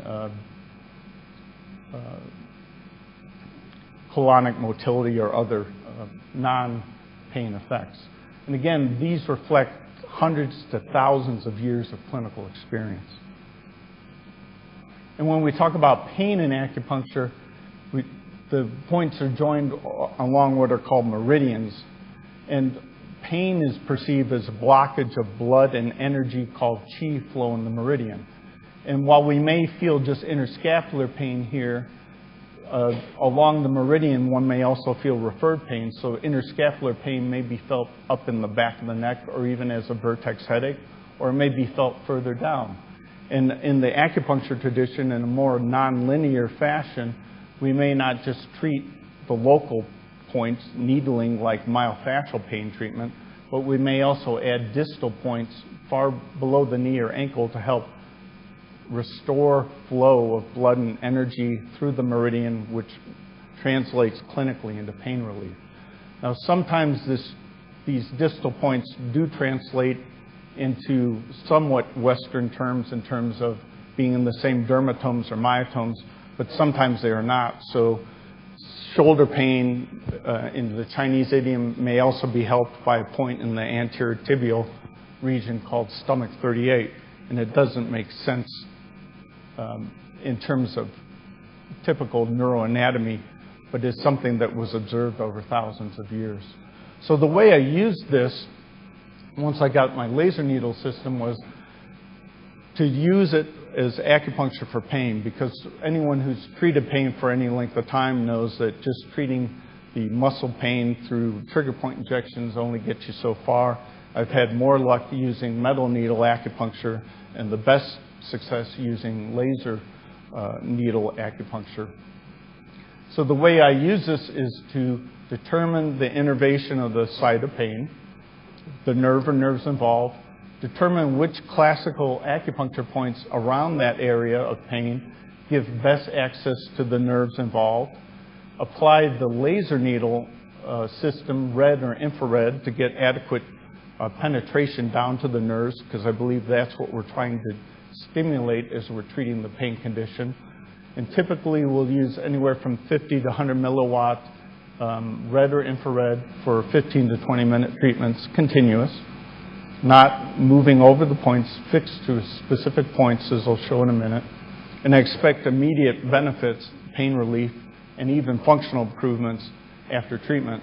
So just about 3 weeks ago, we treated a gentleman with a shoulder, bone-on-bone arthritis with pain. He could only lift his arms about 60 degrees. Treated him with this treatment protocol I'm going to show. At the end of the treatment, he was able to raise his arm to about 110, 120 degrees and without pain. Now, whether that would last for a duration of time is another question, and usually requires a series of treatments. So I actually did a pilot study in some complex shoulder and knee joint pain patients.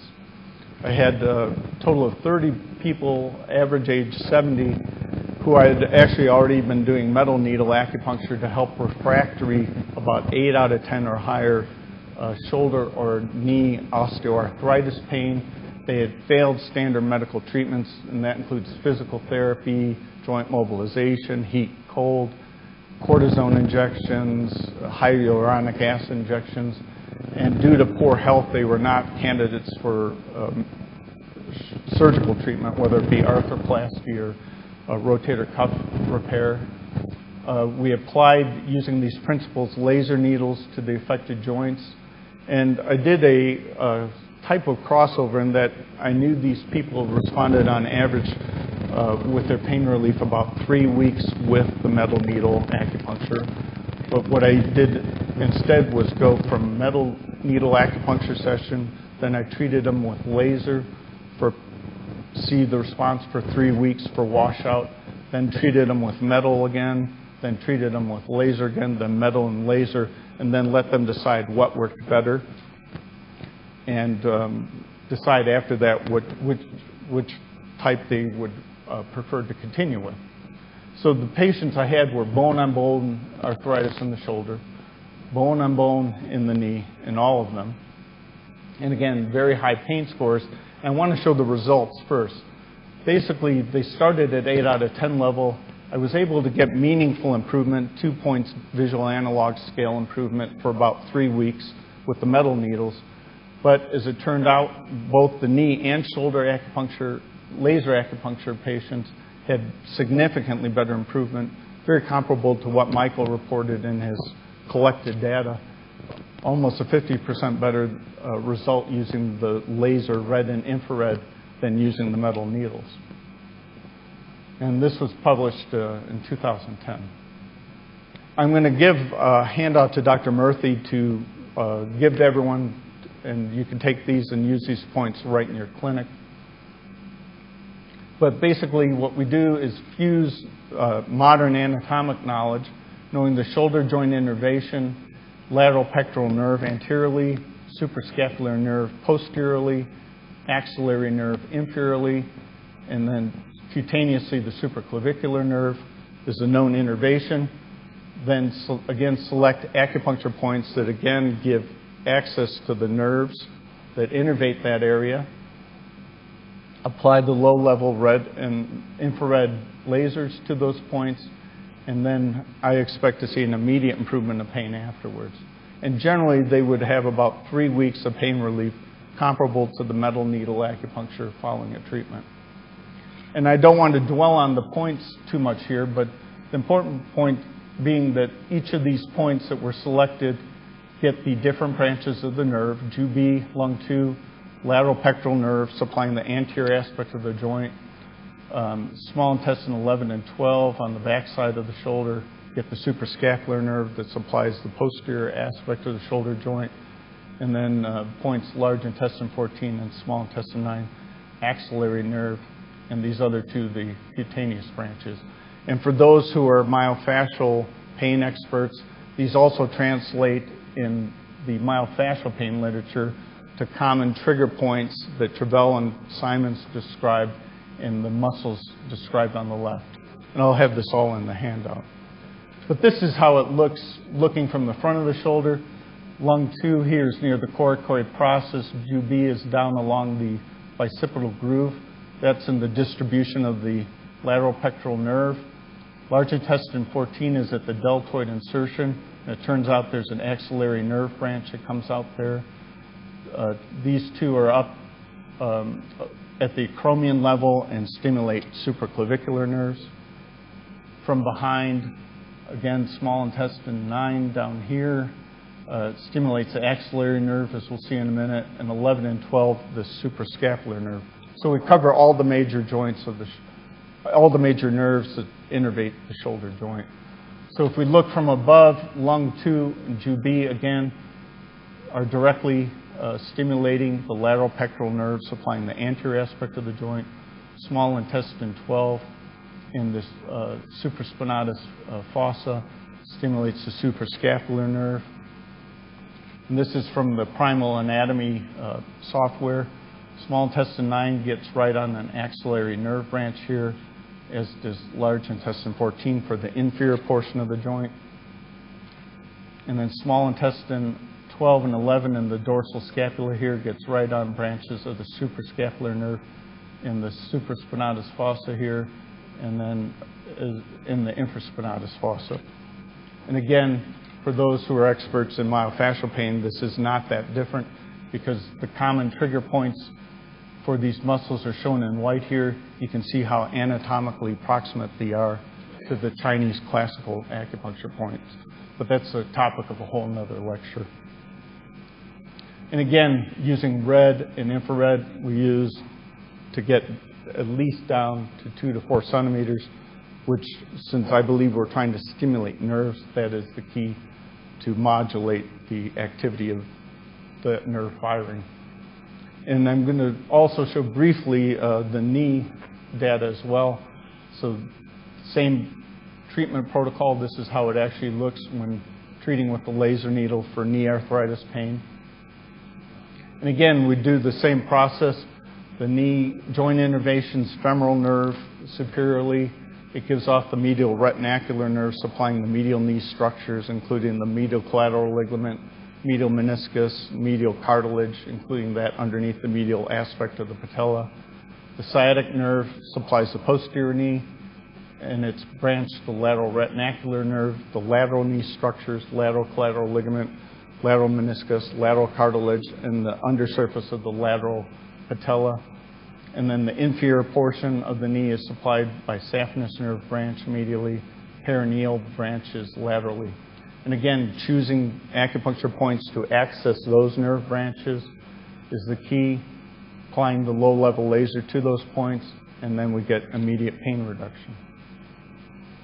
And this is just from Dellon to remind us on the medial knee, femoral nerve gives off this medial retinacular branch to supply the medial knee structures, saphenous nerve, the inframedial knee structures.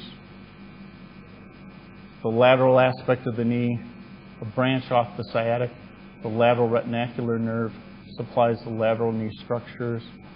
And as the perineal nerve comes around, gives off branches supplying the inferior lateral knee. And again, so the points chosen are these. Again, not important to know what they are per se, but just that these do each relate to one of the nerve branches that innervate that joint. And again, for those who are experts in myofascial pain syndrome, these correlate to the common trigger points of the above musculature, which again I'll put in the handout. And this is how this looks when they're applied. Stomach 34 here gets femoral nerve branches. Spleen 10 goes through the medial vastus medialis, and in a deeper position reaches the medial retinacular nerve. This point gets a saphenous nerve branch coming around here, supplying the inferior joint. Gallbladder 34, that's at the fibular head on the perineal nerve, stimulates perineal nerve branches to the inferior aspect of the knee. And from behind, between the biceps tendon, kidney 10 reaches saphenous nerve branches. Bladder 39 will reach the perineal nerve as well as the lateral retinacular nerve. And again, gallbladder 34 is right on the perineal nerve at the fibular head. Well, one of the implications, I think, of the results I found doing this with my patients, with the significant drop of pain from about a 6 out of 10 to 3 out of 10, was that treating the nerves to treat the pain is a successful strategy, and the laser can do that, even the focus beam. So I'm not certain that one has to have a broad diode array to be able to successfully treat a painful area. I do like, at least theoretically to me as an engineer, that by having a small beam width, we get better power density, and using red and infrared, since I'm trying to, I believe, achieve neural stimulation or neural modulation with the laser, I get a more focused beam and treat the focus nerve as the site is delineated by the acupuncture point. Obviously, a multi-channel laser is optimal for this because I'm treating multiple points at once, so it's convenient for me and convenient for the patient. And this can even be used over artificial joints, which is what I really appreciate, since about 20% of total shoulder arthroplasty patients still have pain after the joint's removed, and somewhere around 13 to 15% of total knee patients have pain after the joint has been removed. So obviously it's a neurogenic phenomenon. And I will tell you that I have patients that I still see recurrently about every month to do these treatments who've had artificial knee replacements who still have pain. They come in, the knee is slightly warm, slightly boggy, no effusion, but painful. We apply these points, and by the end of 20 minutes, the warmth of the joint's gone, the bogginess of the joint is gone, and their pain is, again, dramatically improved for 3 to 4 weeks at a time, and sometimes longer. So I really like the laser as a pain management tool. I think it can be very helpful. And in the handout, I'm going to give treatment points for every major joint in the upper and lower extremities, as well as ones that can be used for the neck and low back too. And I'll have Dr. Murthy distribute that. So I think using modern anatomic knowledge with some of the ancient wisdom and clinical knowledge base and laser technology, whether it be with the laser needle, which is the system I use, or with a broad array that you have with the Thor type laser devices, as long as you get enough penetration, and I believe you need to get down 2 to 4 centimeters to reach some of these neural branches to modulate their activity, we can get successful outcomes. And I thank you for your time.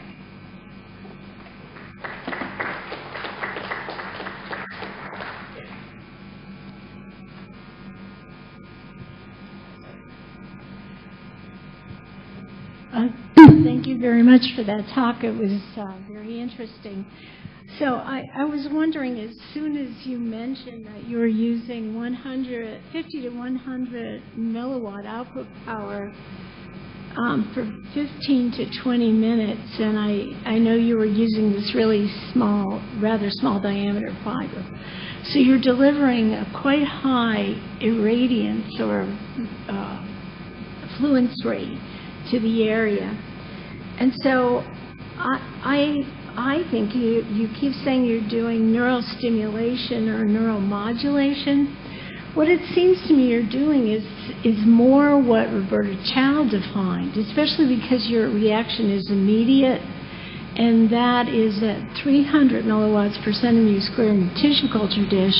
She saw disorganization of the neural tubules, which stop conduction of pain. And I think at the irradiances you may be using, that's exactly what's happening. Now, is that neuromodulation? In a way, it is. But it's blockage of essentially disorganization of the site, which isn't a bad thing. I mean, this is a good thing for stopping immediate pain.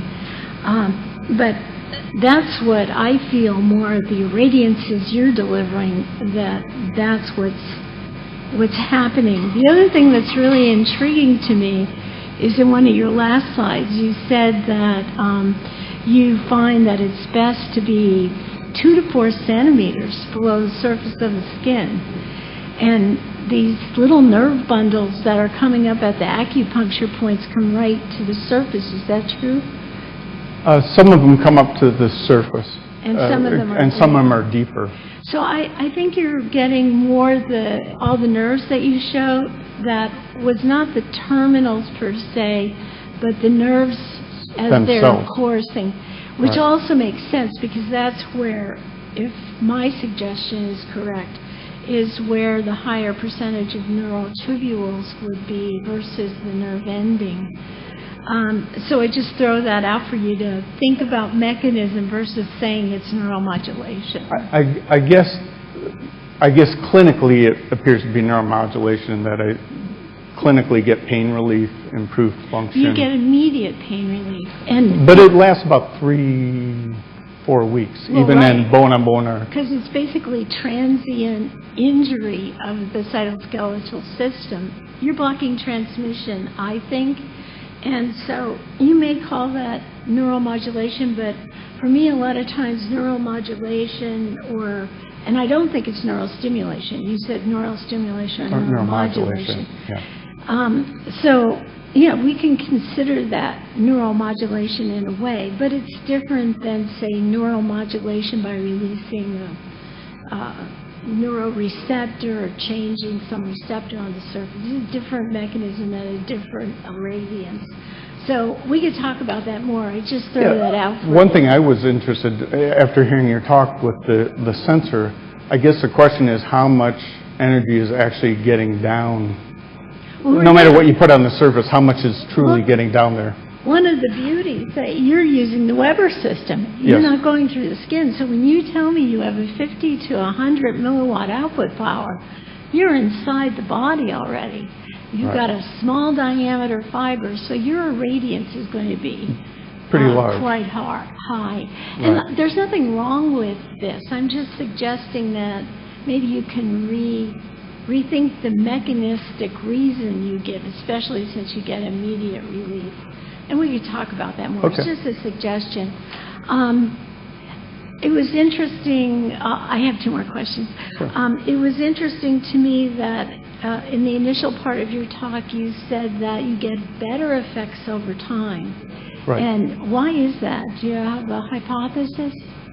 I think that's an excellent question, and that's kind of what one sees with acupuncture when it works as well, is there'll initially be a transient improvement, and then as you treat more, the clinical effect accrues. And again, the presumption is that something is happening in the nervous system, to plastic changes within the nervous system to produce a longer and longer pain relief. And endorphins are released centrally. You can block acupuncture effects with naloxone, blocking the peripheral nerve to the area. So, And my last question, which may sound strange, but as a director of the Optical Society for the Technical Group on Photobiomodulation, one of the things we're really interested in is looking at all aspects of trying what we can do to get photobiomodulation accepted in mainstream medicine. And it's interesting to me because you're at the Mayo Clinic, you're doing this technique, and what I want to know is, do you get reimbursed for it? And what kind of codes do you use? Are you using pure acupuncture codes, or? I do use it as acupuncture codes and some cash acceptance. Okay. But our fee structure for our institution makes it unaffordable for anyone but Bill Gates or Steve Jobs, you know. So a lot of it I've been doing, quote, myofascial type treatments as well, because I believe that the acupuncture tradition and myofascial pain tradition have more in common than difference, just different terminology. Okay. But yeah, there is some reimbursement, but unfortunately not generally covered by cash. And I think in town now, the physiotherapists are using lasers and oftentimes charging whatever $300 for a package of 5 or 6 treatment sessions. The skin doctors too, because it's not Yeah. covered. I'll pay like $400 a treatment or something. Right. Okay, thank you very much. Thank you. Thank you, Dr. Dolce. If I might just ask about auriculotherapy. Yes. Have you got much experience in using laser for pain treatment in that way? Well, I don't do auriculotherapy as much just because doing laser and laser acupuncture, my colleagues, many of them think I'm spinning a chicken in a paper bag overhead, as is. So part of the reason I do it this way is to make it more Western palatable to them. That said, one of the things I'm very interested in is, since the recurrent nerve of Arnold, a vagus nerve branch goes right to the external auditory canal. And there's some studies showing that if you stimulate that point, you can activate centrally the vagal nuclei.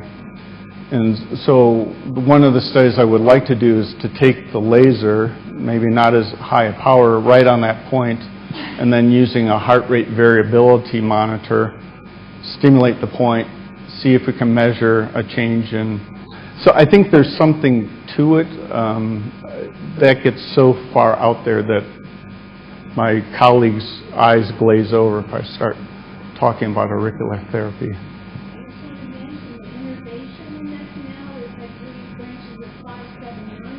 10.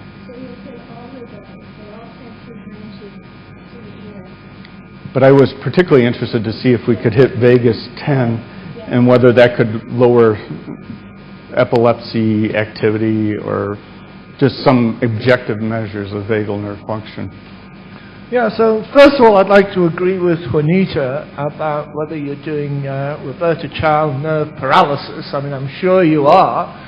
And I think the key thing is that the laser acupuncture was so much better than the needle acupuncture. Because the needles obviously stimulate the nerves, and if the laser was doing the same thing, you wouldn't expect them to be way different. And, you know, the laser was like twice as good. So I think it's very likely that these high power densities, you're paralyzing the microtubules and the mitochondria.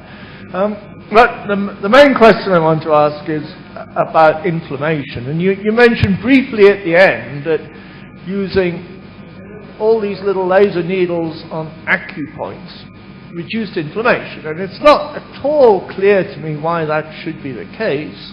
And, you know, I would have thought you'd want to put some light on the joint where the inflammation is to reduce it, which is what a lot of people do when they're treating arthritis. I mean, do you think the light is scattering into the joint to reduce the inflammation? I mean, you know, paralyzing the nerves can't really reduce inflammation in the short term, I wouldn't have thought. Well, I think there's also, to me, the concept of efferent neural inflammation itself. So, as you know, with a chronic pain state, not only do you get the afferent pathway, but efferently you have inflammatory mediators released through the nerve from a central mechanism. And so my thought is that perhaps something is being done to reduce the efferent activity causing reduction of substance P and prostaglandin and similar type chemical release distally. So just like Jay Shah found with a trigger point in the trapezius is the only painful site, there were inflammatory mediators elevated there, but there was also elevations of inflammatory mediators in the gastroc muscle indicating some central sensitization had occurred. So I'm wondering if by treating the nerve area that we reduce the efferent outflow back to the joint, causing release of inflammatory mediators into the joint itself. I mean, I think it needs a lot more study as to actually what's happening in the joint. And, You need maybe imaging and PET and all the things you can do to try and figure out what's going on in there. Because I think we all agree that putting focused lasers on the nerves will stop the pain. I think everybody agrees with that. But but because it lasts for such a long time, you kind of don't think it should last for many weeks. So I think there's something interesting going on in the joint, and I have no idea what it is. I think the worse the pathology is, the more bone on bone it is, the less effect of any treatment is going to last. You can get a relief, but it's a shorter duration. If it's moderate arthritis, I can get longer relief whether I use acupuncture or laser. And if it's simply myofascial where there's no anatomic disruption, then you can get even better results and longer lasting results. So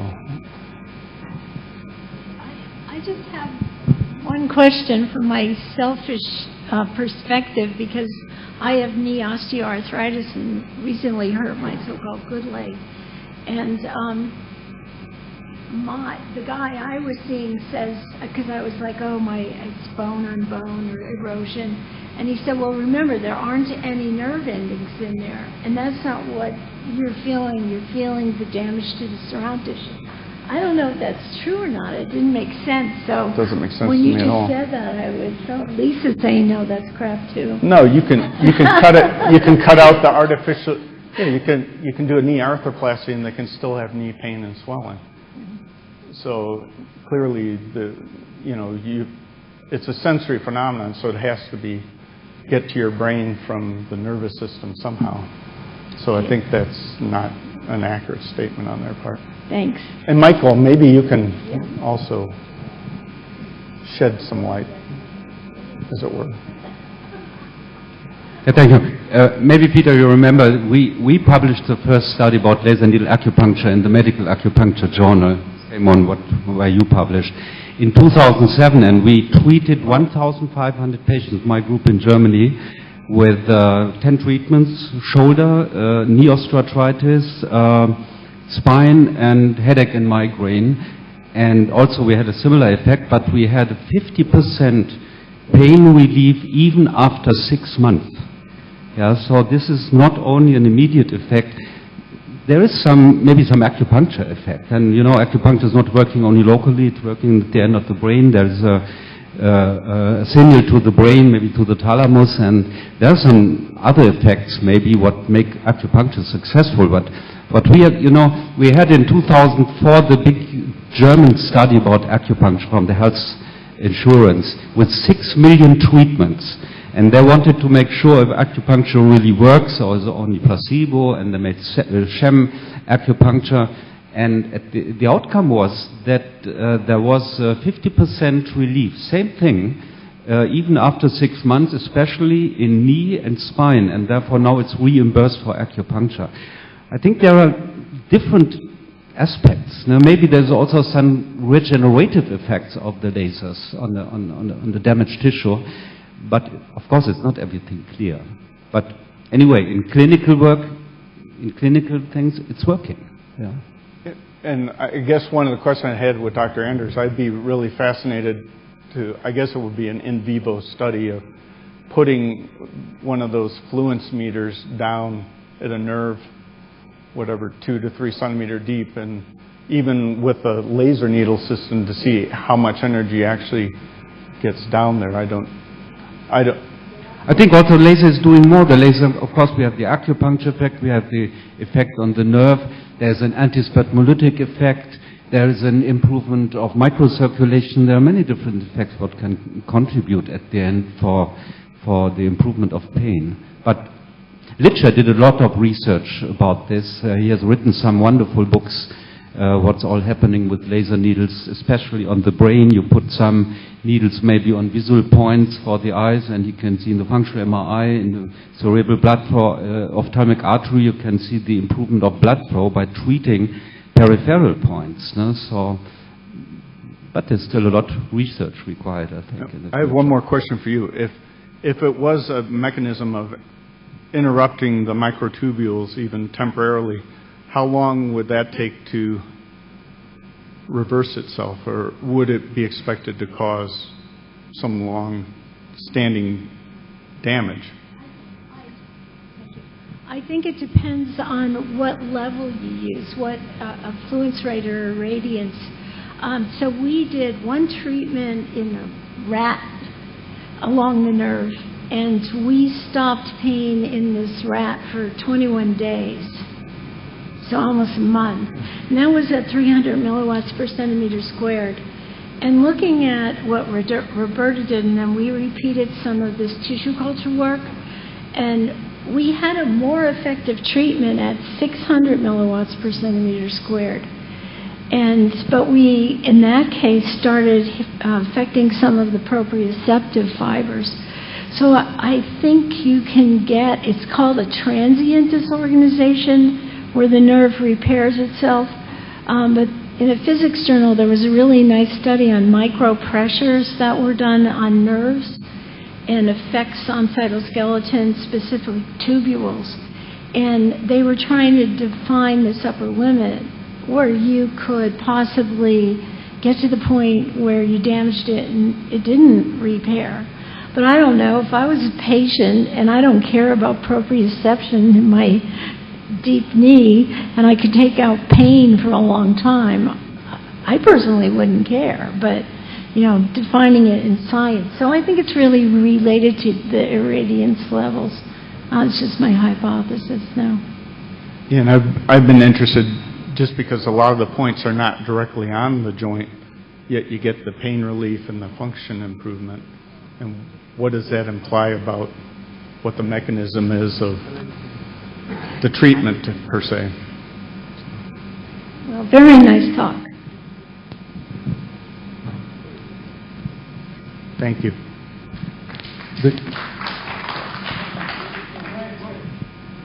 Do you have experience about the magneto-puncture in association with laser puncture? I'm sorry? Magneto-puncture in association with laser. Magneto. Oh, magnetic? I would think that would do something. I've never have any personal experience with it, and I talked with a physicist about how you would be able to do that, and I guess you need like a cryogenically frozen device to be able to have a focused enough magnetic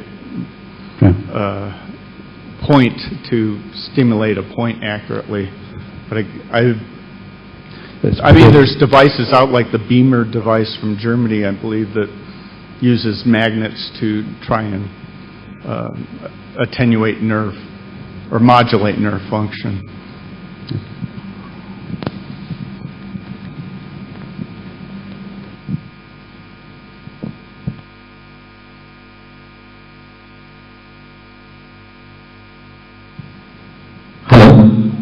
Peter, it was very interesting talk from your side, actually integrating ancient model of treatment system with acupuncture points along with a laser. I suppose you made a very distinct attempt to clarify like add-on benefits with lasers or exclusive studies on lasers on acupuncture points. I didn't catch the question entirely. Yes, I wanted to make you understand me better. What and all you were mentioned about acute and chronic pain management. You added lasers along with acupuncture needle techniques or exclusive laser techniques on acupuncture points? I use both metal needle and laser acupuncture.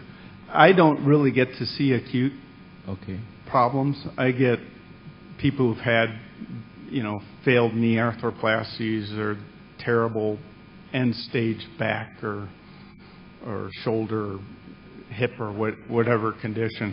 So, I would still use the laser or metal needle acupuncture to help those patients too. But I prefer to use a laser. I find it more efficacious in general than metal needle, and the patients obviously like it a lot more. Fantastic. Thank you. Okay.